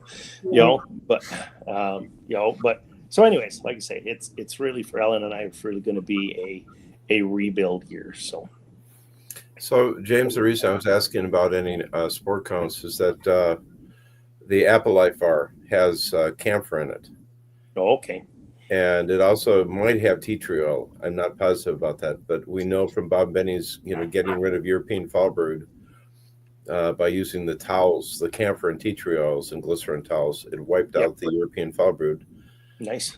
And the microbes, nosema comes in several different forms, but we know that it's incredibly antimicrobial. So I've talked to Ian about this. In fact, I ran into him in Wisconsin and kind of reminded him I was waiting for a spore count. He goes, "Yeah, I know you." Okay, that's fine. But in theory, the Apelifar treated hives might have a lower spore count for nosema. So that's where all that conversation is coming from. Got her. Yeah. So in fact, we're looking at possibly treating some of the hives in the spring, like you would normally do your spring mite treatments. Yep. We're looking at possibly doing some of the tea tree and camphor oil glycerin towels in there to completely knock the nosema down if we can get some good spore counts. Brad Hogg did some spore counts, and instead of having 5 million, he was down to 50,000. Yep. And so that's I'm looking for data basically. So I would do some. Did they do a pre and a post spore count, Mike? No. And that's kind of where I would hesitate on that. To do a spore count, blind spore count after a treatment. Yeah. What were you at before? So exactly. And as you guys know, I'm very data driven, right? So I like that data, and I like to understand it. And if they would have did a pre and a post, and that's what was happening, I'd probably feel a whole lot better about that data, right?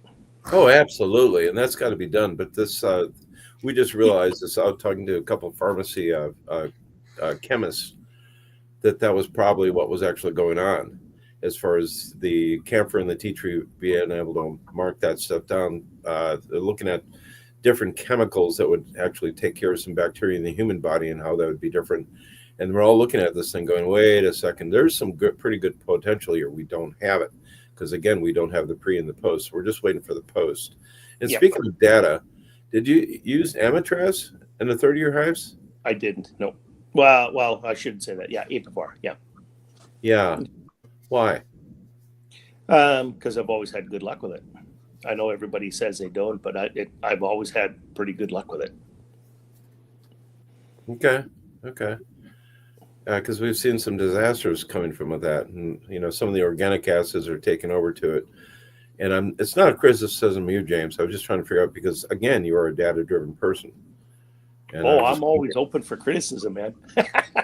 Oh dear Lord! And we wouldn't be where we are if we didn't have criticism, right? I was just going to say, yeah, I am far from knowing it all. So, and like I said, I learned a lot. I would be the first one to tell you that I had my butt handed to me last year when it came to our bees. So, but I can also tell you, I'll be the first one to ensure that it never happens again.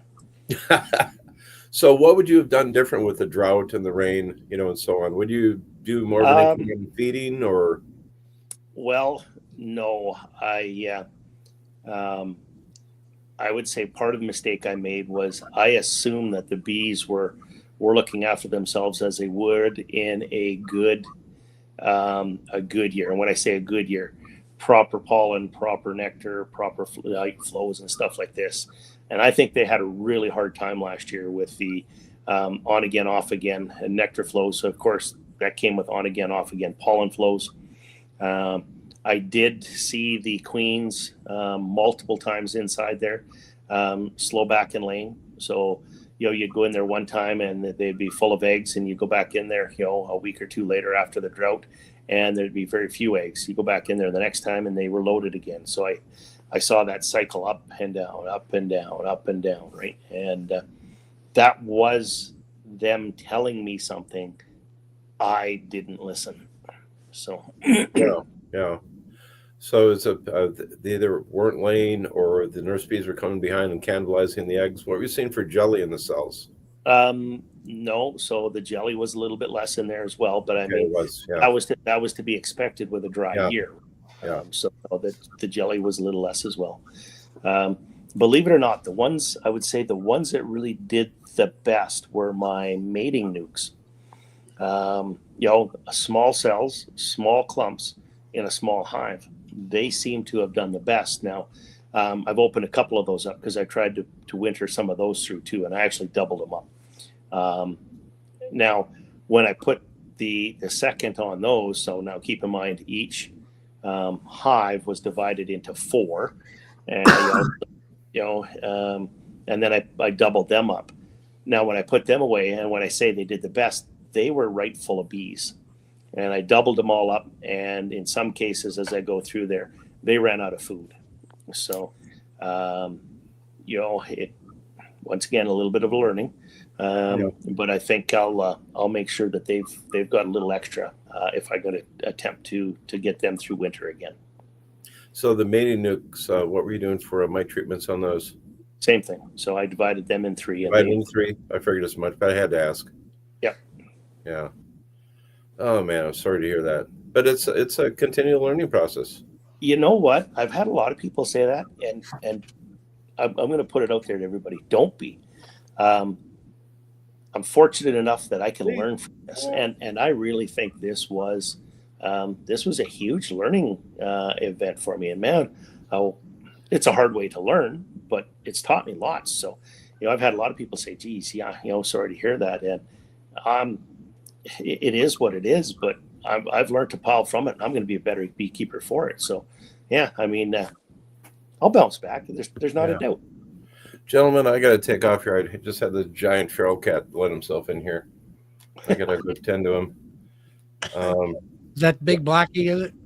The big black one you can't see is right behind my shoulder. No, this is yeah. a big orange tomcat. He has actually showed up out of nowhere and was guarding my cats. He actually attacked a couple of the animals that were in the yard. So if he wants to let himself in and feed, he's going to get fed. I was going to say, you're not going to become the crazy. That's probably, yeah. He's a big tomcat with a harem. No, they're all fixed. No, James, that ship has sailed. I was actually helping a friend of mine take care of cougars and and whatnot years ago. So, been yeah. Those kind of cougars. That's a unicorn. James, if I was to be so blessed, I would take credit for it. As soon as you said that, I looked over. She was already like, "Don't you dare!" No, sometime I'll tell you guys about taking care of an 800-pound abused tiger. That was crazy shit. But there you go. No doubt. Yeah, but a very grateful animal. And by the way, they don't purr; they huff. So that was interesting. Huff. Like, what the heck's this? That thing's happy with you. Like, why? I don't know. Because he gave it an 8-pound horse steak. God bless, guys. Bless your bees. Take care. Yeah, good to see you, Menace. Nice seeing you. Thank you, Charlie. Bye-bye. Yeah. So, well, like you say, it's always a learning curve. Just like you were helping me out with the queens last year, where I had all those dead outs and stuff. Yep. And like I said, there's never a failure. There's always a success in everything. And I could either focus on the failure, which just isn't me, or I could focus on the success, which is the amount that I've learned, and that's what I'm going to focus on. Yeah, it just we were talking earlier about coming up with a queen replacement program, like with Brad there, he had issues with, what was it, a year and 9 months old. The queen is done. Mm-hmm. He's down in Louisiana where they got to replace them every year. And me, this will be my second honey season on that one queen, because she went through 24, made honey money for me, and now she's going through this year. Hopefully she'll get through, and then I'll replace them all. I'll say around July, I guess. Yeah. Well, as you guys know, I have no queens that are older than 2 years. Right. I refuse to have a queen older than 2 years in my apiary. So I think that's a good plan. So, you went and got popcorn. Yeah. Had to get some popcorn. So what's up with Bob? Everything good to go? Or what's the weather like down there now? Was in the 70s today. So last few days it's been in the 70s, but I think it's supposed to drop back to the 50s and 60s the next week or so.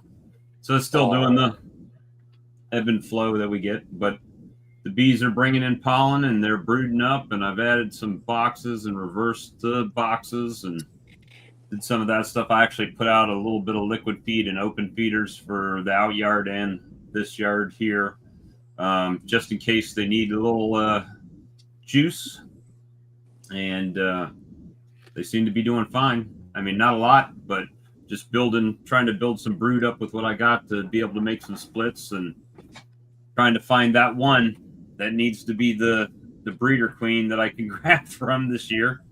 An interesting thing happened, and hey, Rick, I had someone come and buy some honey today, and we were just talking and overall talking about, how many bees I've lost this year, and pretty much nationwide that it's like that, right? Now, I'm not really much worse off than I have been any other year. So I think it's not a bee issue, it's a me issue, right? So timing on things that I don't do, like you were alluding to a little bit, James, about timing of feed, right? So typically when I pull my honey off, I don't feed them right away. And I think this year I'm going to try to implement that to, when I pull them off, to just drop feed on them immediately afterwards. And I think that's really the biggest thing that I can see that is different from a lot of beekeepers and what I've done. So I'm going to try to do that this year and feed them right away and see if that helps them sustain better over the winter. Well, when you pull your honey off, is there any more nectar coming in? Sometimes we get the goldenrod in the fall that they bring some stuff in, but All right, well, yeah, I never count on that at all. yeah, and that's kind of been my downfall, right? I just kind of, once I harvest honey, anything else they put in there, they get to keep, plus if I feed them some. Yeah, But see, I've if- primarily been relying on open feed, and that works really good for the big colonies because they have a lot of forager stills. It doesn't work very good for the small colonies, and the small colonies are the ones that I'm having problems getting through the winter, not so much the big ones, Well, right? I'm not a big fan of open feeding, not because of the virus thing and all that stuff. It's like I want that hive to get, if I'm going to put the money into the hive, I want that money to go into that hive. Mm-hmm. well, and if you put a bucket on them, you know exactly what that hive took, right? Right. If you open Yeah. feed, you have no idea whether one's Well- taken it all and one's got none or how that The works. ones here, I fed 8 gallons of thick syrup to. to all Yeah, of them. they're- Yeah, all the ones that are still alive got 8 gallons, and they're But doing well. that's 8 gallons divided by how many hives they'll Bob? No, 8 gallons a piece. Oh, okay. So, So you put a bucket on there or whatever. Fed 4 directly to- times, four- 4 2-gallon buckets is what they took. That's And, that's a lot of feed. Well, Yeah, it is. we get, and Joey, I'm not blessed with as many blooming florals around here. I guess I don't know because it gets hot and they just just need it. You have to remember, Bob, that's a lot of feed, and that would be a lot of feed from what I would think so up here as well. But your bees are active all winter long. Yep. So Yeah, are, as I I mean, mentioned so are earlier. Joey's and Brad's, right? But For every degree above 4 degrees up here, I start getting concerned because of the food consumption, not because of the temperature. Because of the food consumption. So 8 gallons might be what you need to get your hive through, depending on your temperature, the amount of flight days, what they have, all of that, right? when I finally decided to feed them, they were pretty light, right? So they had nothing. So I figured the first bucket they just ate, right? And then after that, they started kind of stacking it away in comb. What, and stuff. 1 to 1, 2 to 1? Oh, 2 to 1. I mean, it was actually, it's probably thicker than that even. I mean, it's pretty thick. And Perfect if you get it to them thicker. But the guy that came by today, he's been a dedicated customer since I started. He comes and buys honey all the time. And then after he left, he says, "Hey, how much are queen bees?" Because when we were just talking, I said, "Well, I've got these really good colonies that I could split them several times if I can come up with the money." He knows I haven't been working, right? And if I can come up with the money by the bee season. And then he texts me back on the way home and he says, "Well, how much are queens?" I said, $40-$50 a piece usually. He says, "Well, what if I bought you a few queens?" So I just thought it was interesting that he says, "I don't want to lose my local honey guy," right? Because he likes buying local honey. So there's a chance that, he's offered to buy some queens. I may take him up on it, may not, but it's just the thought that people value the fact that you are in their area and Well, now you got a sponsorship, Bob. now I got a sponsorship for Queen sponsors. I have to put his name on 4 colonies and put it out there. But I mean, I just This thought queen was donated by Joe Blow. yeah, When you sell the honey to him, write the queen's name on the lid. There you go. This honey was produced by your queen. Yeah. There you go. But it was just nice to know that there's people out there that aren't beekeepers that are interested in keeping you going in their community. There you go. Now there's Paul. Adopt a hive. And people do that. Yeah, they do. They do that. They rent chickens these days. Send me $100 and we'll have a hive for you. $200 and you can have your own hive right here. You can come by and visit And at any we'll time. send you and we'll give you 2 pounds of honey. we could do that. Here's a picture of your hive, and then sell the same hive to like 5 people, right? $1,000 a hive. You just swap the name. You swap the names on the hive every time you take a picture. Yeah. Well, Miss Red does that. You ever see the names on those hives out there? Mm-hmm. Who does it? Miss Red. Oh yeah. Well, that's people through the church that sponsor the hive, I think. Yeah. But yeah, that's the. I just thought it was nice that somebody, even offered. Right. Most people are like, oh, that sucks for you. Have a There good you go. Bees will write you a letter at Christmas. Yeah, That's it. But that's it's just a nice thought, and I'm getting that a lot. I mean, I'm still get people just coming by. I won't say every day, but a few times a week, people stop by and buy honey. And you need a Canadian out in your yard that you've locked out of the house to sell the honey there for you. right. You need a BeFundMe site. A BeFundMe account. Well, the funny part is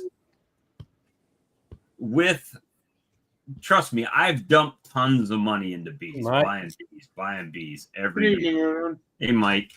And it just gets to the point to where I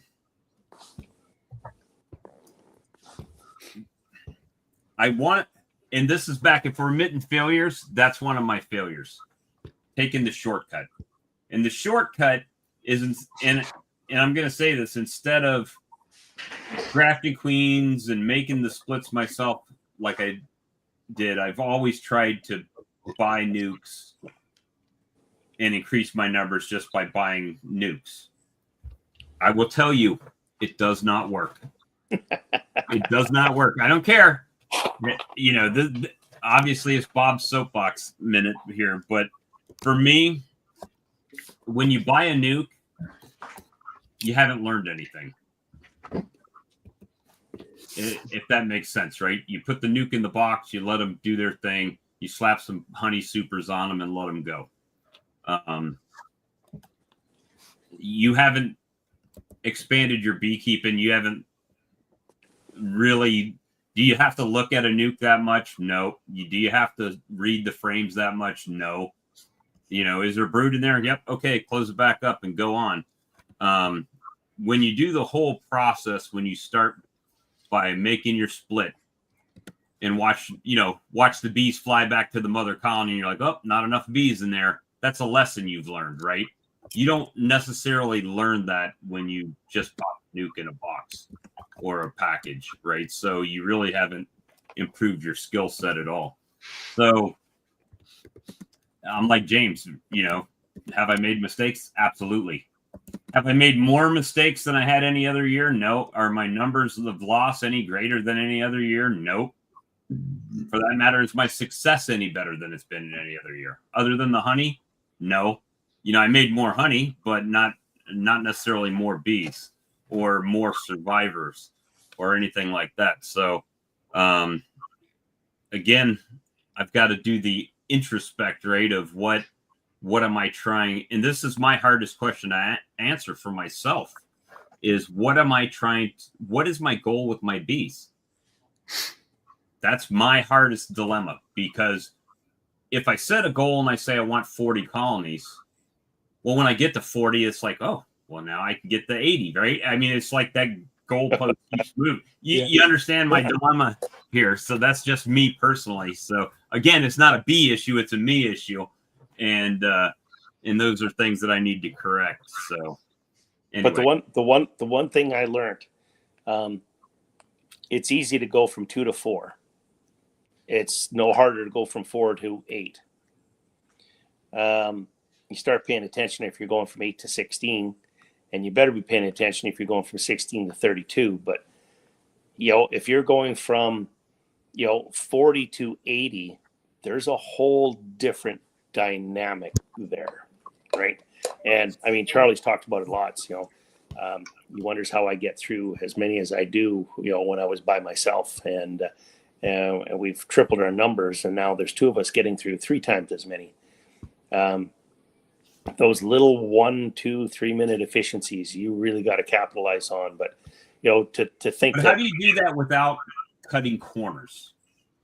so Right, that's the thing, right? It's like, yeah. oh well, that one looked good last week, so I'm just going to skip that one today, and I'm gonna go to this other one, and even that's just an example, right? So you're trying to get more efficient, but not cut corners, and that's Well, kind you of just don't play in them as much. You kind of look at them and see what you need to see and get on. You learn quickly how to quickly assess that hive, and go from there. I mean, we all do it. Ian has his cards that go on the front.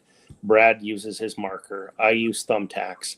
Everybody has their own little way of looking at assessing these bees, and you can't when you start talking, hundreds of colonies. You can't remember every colony, right? So you need a way to mark it to understand what's going on in there, and then move on really quickly, right? So you start developing systems. I don't want to say you cut corners. You develop systems to make it more efficient, to quickly look and identify. I mean, with my thumbtacks and stuff like that I use, I can walk into an apiary, walk around really quickly, and I can tell you this one, this one, and this one. That's what we're focusing on today. That's what we're opening today. Forget the rest of them. The rest of them I know are good, and we're going to move on, right? And that's what you have to do. So you have to develop systems. You have to be able to recognize that quickly. You have to be able to identify them quickly, assess them quickly, and then I mean, you've heard me say it lots of times. You don't monitor, or you don't manage 500 hives or 200 hives or 300 hives. You manage them all as one hive. You make them the same. You balance them. You rob from the rich to give to the poor, but you make a note of who the poor is, because you can't always be taxing the good ones to give to the bad ones. So you might do that to even them out, maybe 1 or 2 rounds, and after that, they're on their own. I throw honey supers on. I'm not into any of my my brood chambers when I start stacking supers on. I either have them where they're at, or I don't. So you spend a lot of time trying to get them balanced out. You spend a lot of time trying to get them all as close to the same as you can, and then you assess when you start pulling those supers off. You're starting to make assessments really quickly. Which ones are going to make it, which ones aren't, which ones you're going to call, which ones you're going to focus on, and you can see that as you go through as well. So even though you might have some hives that are ready for a third or a fourth honey box, while you might have some that are still on going from the second to the third. You can see those. You make those notes. You make those assessments. You mark those hives, and you move on. Right. Well, it's definitely going to be an interesting year. Again, I mean, for my year, yeah, I mean, for my year was pretty. I can't complain about it, right? I mean, did I make mistakes? Absolutely. Am I going to make mistakes this year? Absolutely, without doubt, it's going to happen, right? But see, I look at it this way. I'm interested to see what I'm going to learn this year. Right. Well, I mean, that's the thing. I've seen a lot of people, and maybe that's a blessing of in my life. I've had 4 bad years, right? I mean, it's pretty much 4. I mean, I'm calling James and kind of like, help me, what's going on, right? And he's like, oh, well, what do you got? And I learned a lot through that process. But the thing is that, boy, and I'm probably like a lot of people that are watching right now, I've just thrown a lot of money. And I'm not talking about equipment and stuff. I threw that money out 5-6 years ago, right? That's gone, right? But I'm talking about actual bees and queens and every other kind of funds you can throw at beekeeping. See, I think we talked about that too, though, didn't we, Bob? Set a budget, stay inside that, and I mean that's what we're doing this year, right? are we going to be investing some more money into the hives? Well, we're going to stick to our business plan as close as what we can. We are, I mean, I'm not going to lie, we are contemplating buying some packages, but we're going to use the honey sales and stuff like that to buy the packages. You know, it's no secret. I mean, it's all out there in the video what I started this business with. Right. You know, so are we in the black? No, but we weren't supposed to be in the black for another 2 years, right? So check and adjust, and you move forward, and away you go. Now when I say I'm in the black, our company owes nobody except Alan and I anything. We are, you know, everything we have is 100% paid for. There's you know, things like that. But I think if you were to set that business plan and work inside that business plan, and, you know, to your point, Bob, rather than say, well, I want to get here, and just throw a bunch more money in it, well, you can still get there, but work with what's inside your business plan. So rather than, you know, buying nukes, you know, like you said, well, I don't have the money to put back into the nukes because I'm going to stick to what I had here. So if I want to get there, I got to make splits, right? And you'll learn as you do that, and you will grow. And it something that always sticks in my head is back when I was watching Ian's videos before I knew Ian and before I met a lot of people here. You know, one of the things, build your bees, buy your equipment, and that is always stuck in my head. That comment that he made on that video, and there's so much truth to that. You take the time to build your bees. You will learn about those bees, and, you know, buy your equipment. Like you said, you need the equipment. Your equipment will be worth something. But as you build those bees, you learn that, and you learn what's needed to be a good beekeeper, to look after those bees. And that's what you focus on building, not your equipment. So that is always stuck there. And it's something that, you know, I've been trying to make sure that I use inside every year, when this time of year, when you start to make some assessments again, right? Right. I would say the biggest thing is Bob, you need to take what you got right now as far as the amount of hives and stuff that are live, and then kind of tweak your management practices.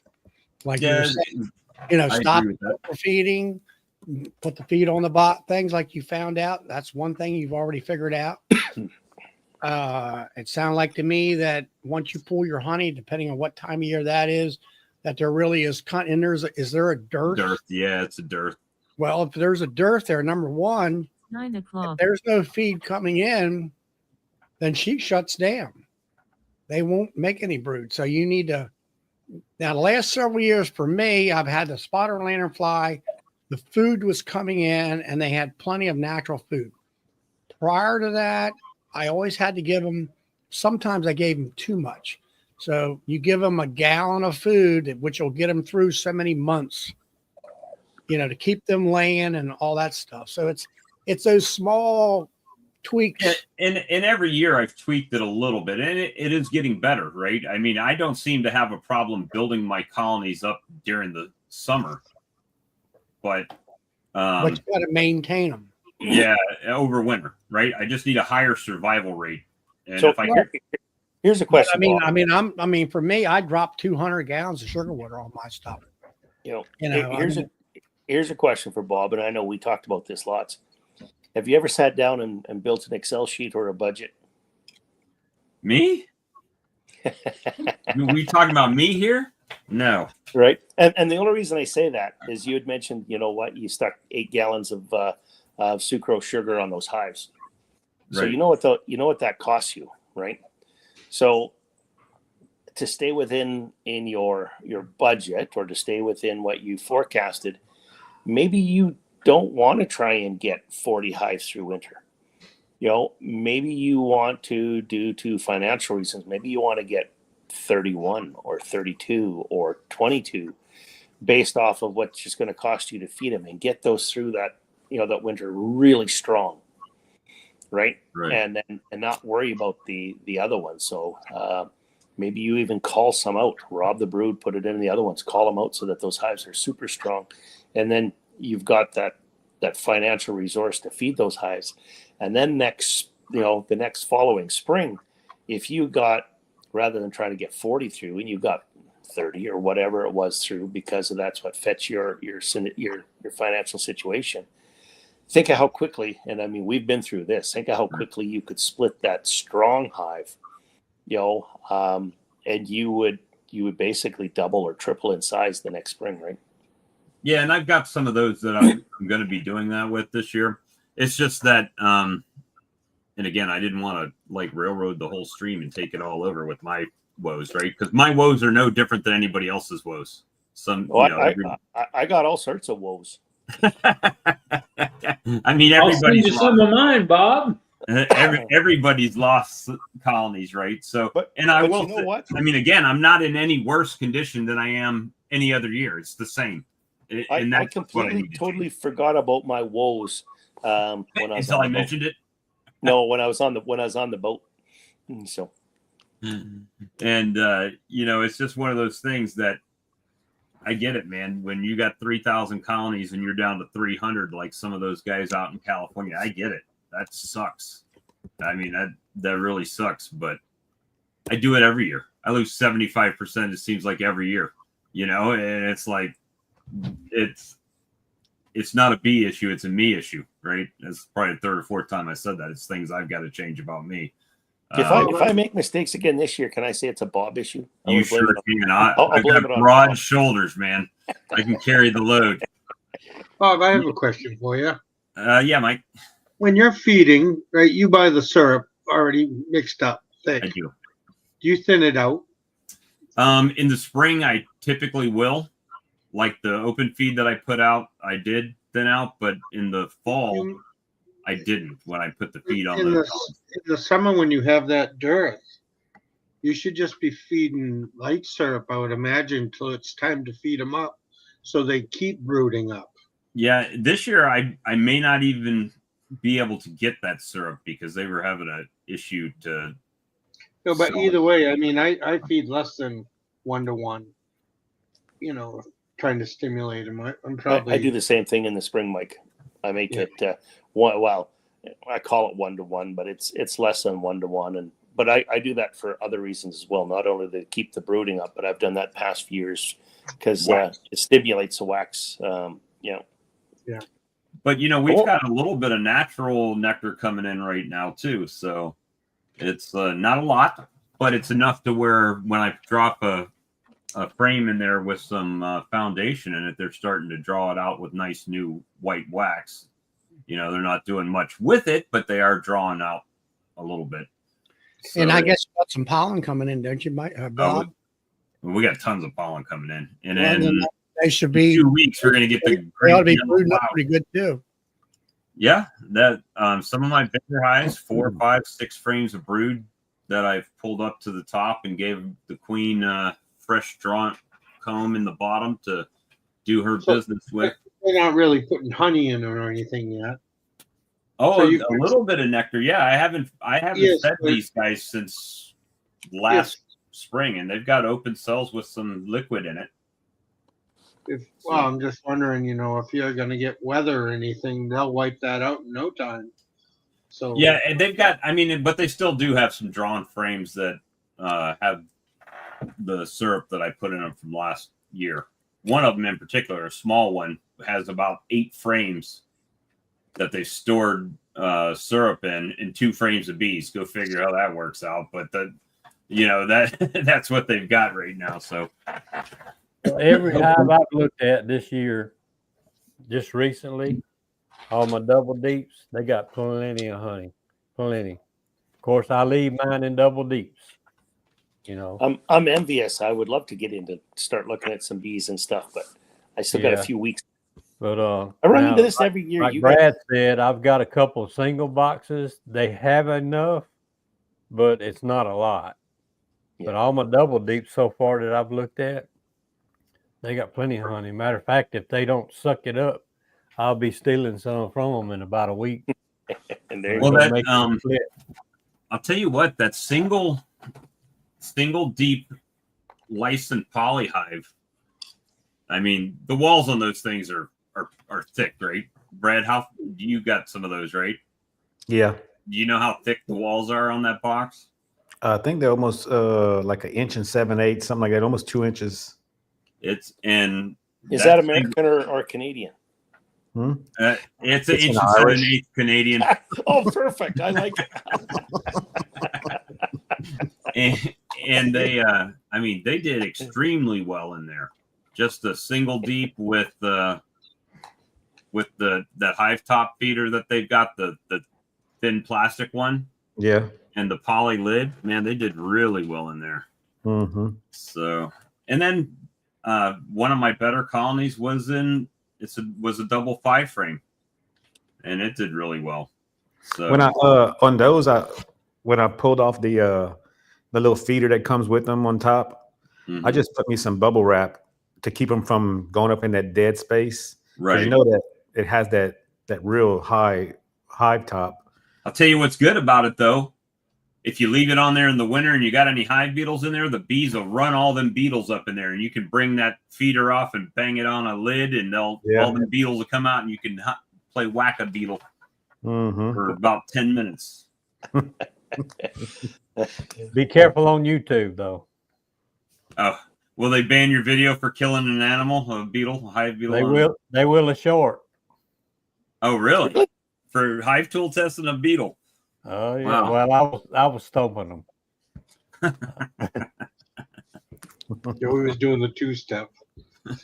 But yeah, that's. I mean, other than that, I mean, No beetles were hurt in the making of this video. they were all crash test beetles. Yeah. But the other than that, I mean, the year went well. I mean, I can't complain. Well, you can, but we won't listen.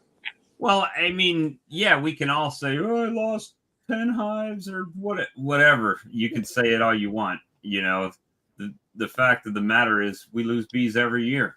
I mean, nothing's changed. You know, some more than others. I typically lose more than most people, but guess what? This year, I'm still going to be a beekeeper. I'm still going to go out there. I'm going to do the same things: resplit the colonies, add queens, do some grafting. You know, that's the fun part of beekeeping. Not overload your yard. I've got another yard now, so that's good. And if you start to expand too much, you go find a third one, Bob. Well, this will be an interesting year because this will tell me something very, very much so, I think. How many hives do you have left at the home? I've got a total of 12 colonies between the 2 yards. Not a lot. 75% loss. Well, no. I was just wondering how many you had at your home yard. That's all. Right now, 7. So I'll make you a bet. So how many did you have there last year? Oh, at the peak of the season? Oh, after I got my queens from Jose and all of that, 70. Oh yeah. So I'll make you a bet. You'll probably, if you look after those 7 hives will probably make you about the same amount of honey as those 70 hives did from that home yard. And that's what I'm getting ready to find out, if my yard was overloaded and if the fact that there's less colonies here, if they will produce more per colony. You will see a temperament change too, I guarantee it. Well, I hope so, because these bees suck right now. Some of them are really bad. Get back to using some vapor, Bob. I've got my smoker out there. He has one. I've seen it. I have seen it. You see, I actually used it last week, so it didn't really matter that much. They still kind of tried to tear my arm off, but I still wish the smoker manufacturers out there would pay attention. I don't like the data smokers. I don't like, there's just, there's things out there or simple improvements that wouldn't cost very much money that would really, really improve on the smokers if they would just spend a little bit of time and a little bit of money. Their smokers would be much, much better. Like, give us the for instance. Bob What's that? needs one like a hand forge, a crank that just bellows it out. Yeah. I mean, thought that Amp made one of the best. They don't. I have 2 date ant smokers, and you know what? I was thinking of giving them to Ian so he could run them over. My date ant, the lid came off today, and it's only a year old. The pin that holds the swivel to the lid came off, and it fell off in the grass somewhere. I don't know where it's at. It's like I you're started using a smoker. It was Man Lake. Yep. I like it better than date ant. The spring is not as heavy in it, and you can squeeze it without killing your hands. right. So I'll give you a couple of the for instances, Bob. So one of the things that I have, if you take a look at the way the date ant did their smoker, where their beller blows into the bottom of the smoker. Something as simple as just redesigning that little funnel and getting a little bit more airflow in there so that you don't lose as much from your bellows going into the bottom of your smoker would be a huge help. Another one I spoke lots and lots about is in the top of the smoker, put a punch plate or a plate in the top so that if a smoker was to fall over or you tip it up or something like that, No ash falls out. Right, no ash falls out, no chips fall out. Yes, it will. It will come, basically build over with, with the smoke and with the residue, but it's easily burnt out with a torch. So that's another one. A little bit stronger spring in the bellows. Something that's not going to wear out in a year or a year and a half's time, and you got to replace these things. Sure, they make replacements, but in all honesty, if you go back in time and you take a look at some of the bellows that they used on these forages and things like that years ago, there was never any issue. I got a smoker in the garage that I Something found like that. exactly like that, right? So there you go. And that's not a date though, right?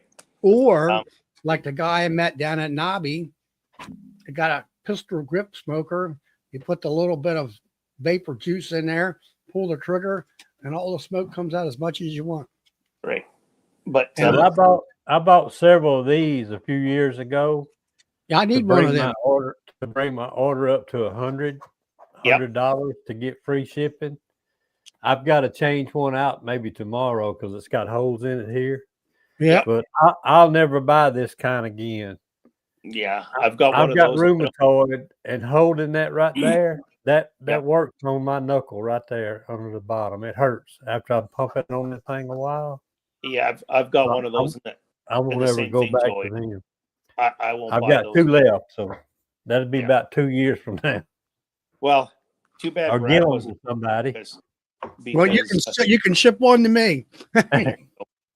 I need one. Yep. It's the same problem you got right now. I'll even pay you for it, Joey. I ordered a case of smokers, so for the 4-H club, for myself, for Alan, and everything like that, and they all came from Flow. That smoker that Flow Hive makes, I don't know where they get it. I don't think they make it. They obviously buy it. I mean, I don't know who makes it for them though, but I've got one of those that is 9 years old, 8-9 years old out there, and it's still going strong. Not an issue, not a problem at all, right? And in fact, everybody else will fight with their smokers, and the next thing you know, I'll go to reach for my smoker, and at the 4-Hers or Alan or somebody's got it at the other side of the apiary, and it's like, what the, So this year, I just bought them all their own, but it works well. It you don't have to. I mean, you can give it just a little puff, or you can close it right out. Like I'm like I said, I can't say enough about those. There's a reason I bought a case of them. So that's good. But I won't be building a whole bunch of equipment this year. That's one good thing. So I'll have a little bit of spare time there. You're like me. You got plenty of frames and stuff now. Well, our goal will be to fill our boxes back up to this point. So I think that's a pretty good goal. So, I mean, if we come out of the barn with, let's say, 60-ish hives, If I can build that back up to the 375 that I've got equipment for, I'll be quite happy. Hey, Brian asked me about the rheumatoid, the bee stings helping with the rheumatoid. I told him I didn't really know in the chat. We'll But come over. We'll do anything it. that helps rheumatoid is slow active, though. It's always a time delay on anything that ever helps rheumatoid. There's a time delay, so you really don't know. Like I got stung 4 or 5 times a day. It may help me in 2 days. You know, the effect from that may be working in 2 days, and I won't even really know it. So I don't know. Does that make sense? Get stung every day. You'll figure it out. Hey, that you have to do is just stick my hand up in the landing board every day. All you got to do is drive up in my yard. We'll test that real quick. Leave your arm out of the car. Drive up in his yard. You don't even have to get out. Just roll the window down. Just roll the window down, and we got drive-up service here. Yeah. All you do is scan the barcode for your payment and get stung. Yeah. Would you like honey with those things, sir? Right. It's a drive-through apitherapy clinic. You remember that mosquito commercial when they'd stick their whole arm up in that Oh yes, yep. that aquarium where those? That was off or something, wasn't it? An off commercial Yeah. or something? Yeah. So I'm gonna jump out of here, guy. Oh, what do we got here? James, looks like the Flow Hive Smoker is a separate basket. It does, absolutely. That is correct. And it's one of the points that I really like about it. Because what it also does is it's not as hot on the outside, so there's less chance of catching a fire. So, but anyways, I was going to say I'm gonna jump out of here. It's good to see everybody again. Good to see you, James. I really appreciate you stopping by. See you No later. worries. Have a good one, guys. Good talk. Oh, yeah. Bye for now. Yeah. Well, Big Mike, what's happening up in the frozen tundra? Only a little bit of snow this week. It's melting some. You can see my That's landing boards finally. Well, that's Still good. got the hive stand to go. I got this a year ago. I figured I better get it going. I'm gonna get my drone set up. Hey, what kind you got? DJI. Yeah. My The brother 2, 3, 4, 5, what? Mini 3. What is it? Okay, Yeah. I've got the 2. It's got the self-contained Yeah. screen. I just set it up tonight. I've had it for a year. I figure it beats walking through the snow to go check hives. I can go see if any of the covers have blown off or anything. Yeah. I just got to figure out how to run it.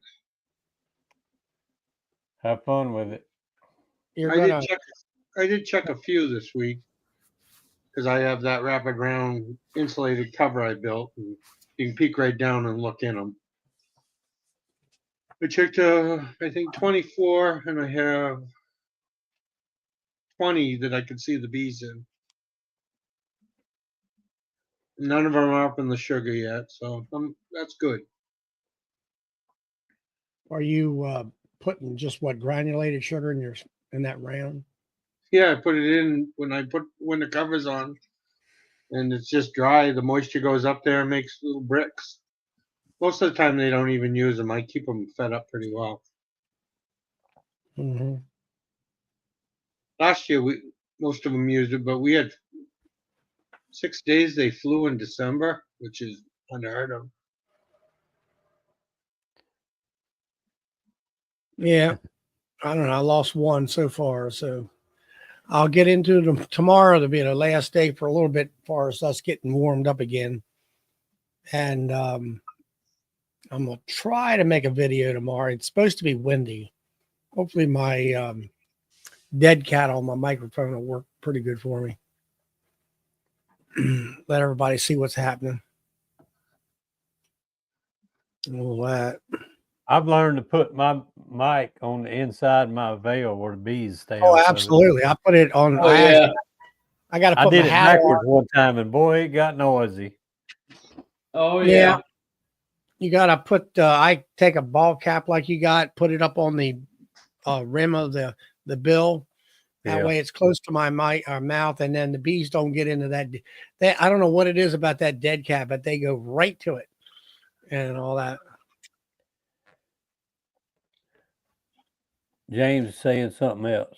Yeah, it says last thing about the smoker with the basket, the airflow is all around the field. I got to look Yeah. into that. So, Yeah, that so makes it a lot of burns, sense. I'm gonna have to look into that one. so it What kind burns is that? well and hardly One with goes the out. flow And hive. I think it's got with good airflow like that, it would work a lot better. Night, James. Thanks for the tip. Thanks, You looking James. it up, Bill? I need one that has the guard on the bottom to where when you set it on those, apame hives and stuff like that, you don't burn the bottom, burn the top. That was a flow hive, right? Flow Yep. hive That's what he smoker. said. Yes, sir. All right, I'm trying to find one. I got it. They're $49. They only give you. It does have a basket. So let me. You got a picture? Yeah, I do. Present it. I'm gonna take over here for a second, Charlie. Yeah, go right ahead.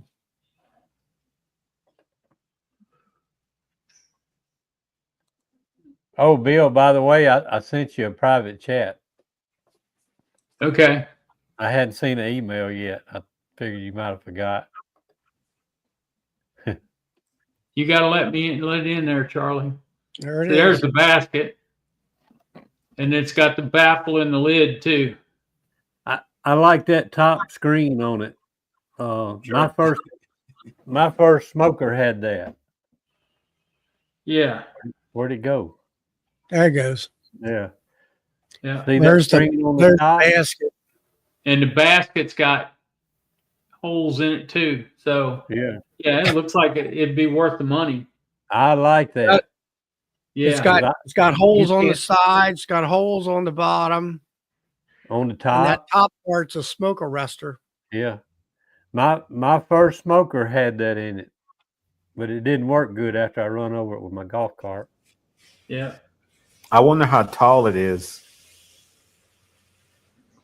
It is. I'm gonna wait till Bill starts selling them. You're gonna be waiting an awful long time. Come on, man.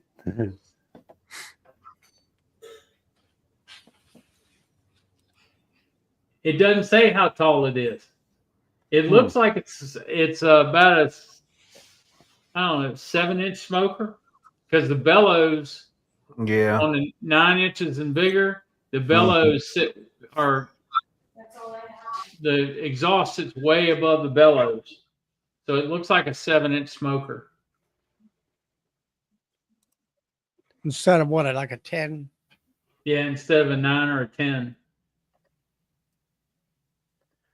But I tell you that guard is a lot, especially if you're using like pellets. Yep. Keep them from falling out. Yeah.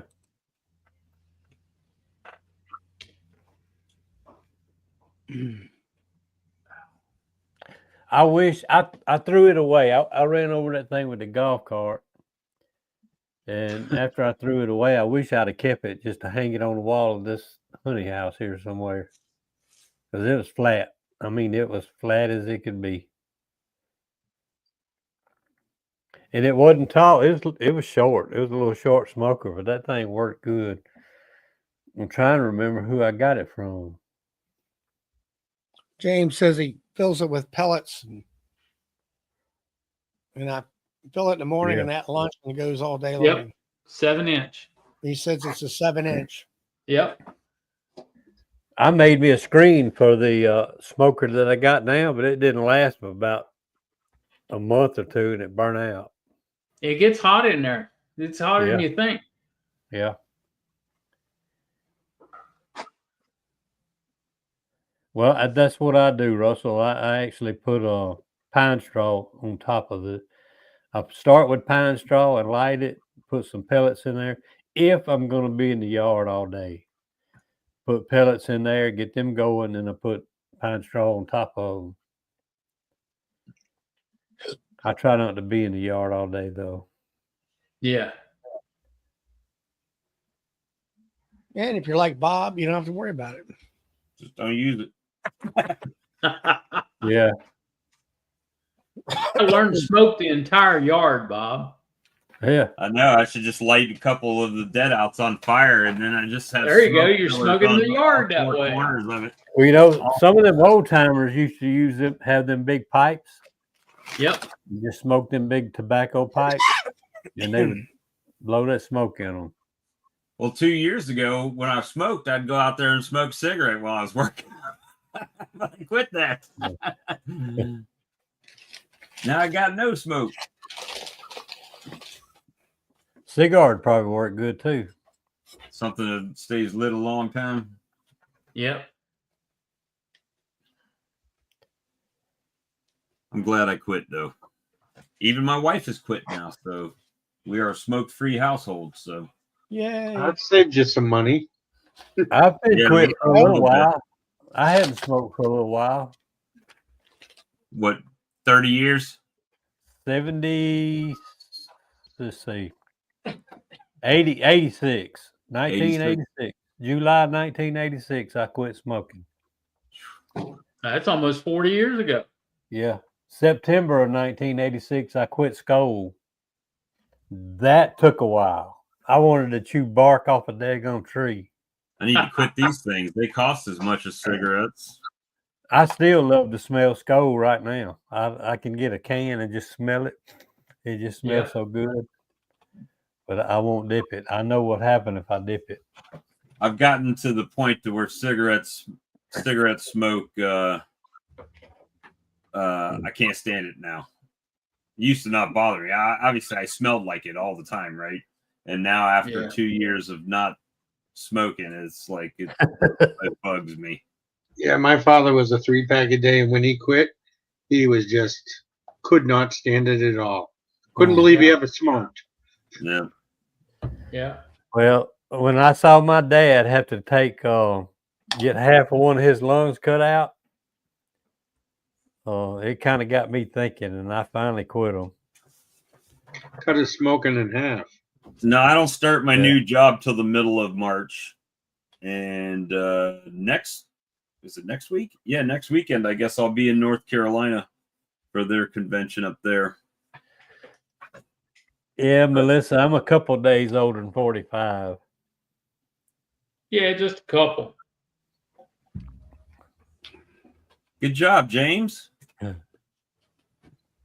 It gets easier. It may not seem like it right now, but it'll get easier. Yeah, just hang in there. I tell you, I have quit 100 times. Yep. Before I quit. Matter of fact, I was quit 1 year one time, and you know what got me smoking again? A cold beer. A friend of mine bought me a beer. Yeah. And I said, "Dadgummit, I don't usually drink them, but I want to drink one." And before we got home, I was smoking. Yeah.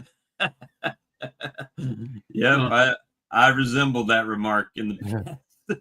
Now, Highland Honey says he doesn't never smoke. It's been nearly 18 years without a soda pop. Really? Dang, that's good too. They about as bad as cigarettes are. Yeah, I quit chewing in 1990. And I chewed all the way when I was in service. Even when I was a teenager, I chewed. And you talk about stop and dip is hard. Well, in the service, the dip and the chewing tobacco, that was great, at least because when it was a non-smoking area, you could still get your fix. Exactly. You know? Yeah. Well, you know, it lamps out on the ship. No worries. But when you're really good at chewing or dipping, you can drink a soda while you got a chew in your mouth. there you go. I've seen so many people just cram them lips up. I mean, they're just sticking way out there. That's not the way that stuff was designed. No. Put a pinch in there and go with it, and you never know. You I used never to know. chew Levi Garrett. Yeah. Half a pouch at a time. You remember the old Red Man Golden blend? If I couldn't get the the leaf tobacco, I'd get plugged and just bite half plug off at a time. Yeah. Only time I really did chewing tobacco was on the golf course. Bill, I had an uncle that chewed Red Man, that regular chewing tobacco. Yep. And I tried that. And the faster I tried it when I was working, and the more I'd work, the faster I'd go to chewing. Yep. I couldn't settle down with regular chewing tobacco. I couldn't. That's made to sit on the porch in a rocking chair. So I give it up trying that. I stuck with my skull. Yeah, we'd go to class in high school, and of course, you weren't allowed to chew in school, and because any other time you got a bottle or a cup with you, Beekeepers and Anonymous. we'd swallow it because we didn't want to take a chew out. Well, if you dip right, nobody'd ever know you was dipping to start with, Exactly. I grew up around a woman that dipped snuff. Did it run down both sides of her Nope. cheeks like that? Nobody ever knew she was dipping. Yep. I bet she tasted good, didn't she? I don't know. Puked all the way through the barracks. Look, we went to since we off subject. We used to have BA's church next door. We'd go to BA's camp, boys camp, and every year we'd go camping on the river. And there was a boy out there that never dipped skull, and he thought he would try it. He got him a little dip, and he just kind of like disappeared. All us boys were sitting around the campfire, telling stories and yarns and all kind of stuff. He was puking probably. And somebody looked around and said, "Where's Dwayne?" We got to looking for Dwayne, and somebody heard him grunting. He was crawling back to the camp. He was on all fours. He was coming back toward the campfire. It made that boy sick. Yep. Oh my. All right. Well, everybody, it's 10:30 and I actually have to work tomorrow. You got to work tomorrow? Yeah, got the money more and people coming in Paisley. And then I'll try to get into these hives tomorrow afternoon. I'll probably work on the video tomorrow.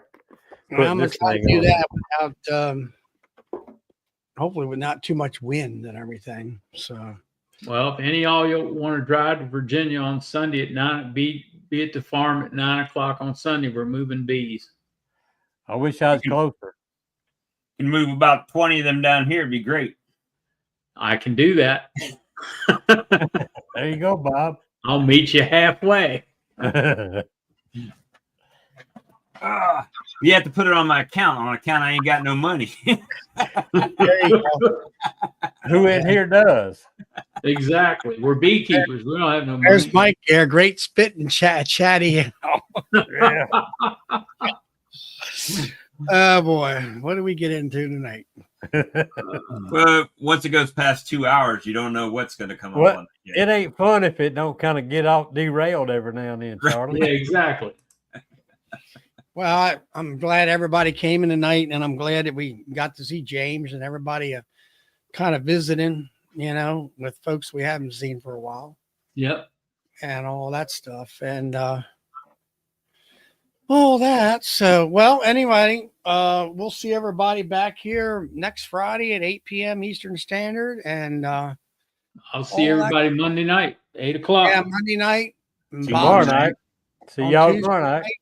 All right. And then Y'all Joe have a good evening. tomorrow Have a night good weekend. at 8:00 tomorrow. Okay, Clay, call me tomorrow Never in after 9 inside. a.m. Don't call me at 7. Because I don't want to answer the phone. Anyway, but yeah, we had a great time, and we'll see Joey's chat tomorrow night, and Bill's Mondays. Well, there's Bob's Brian Lee. I Tuesdays. didn't even see him in here. Who? Brian Lee. I didn't even know he was in here. I Yeah, I didn't seen him, either. Totally I missed seen him him. make some comments. Okay. Hey, Brian. All right. Well, Good night, Brian. we'll catch y'all later. Good night. Good night, everybody. And that thing's going to kick you out, but I'll kick you back in.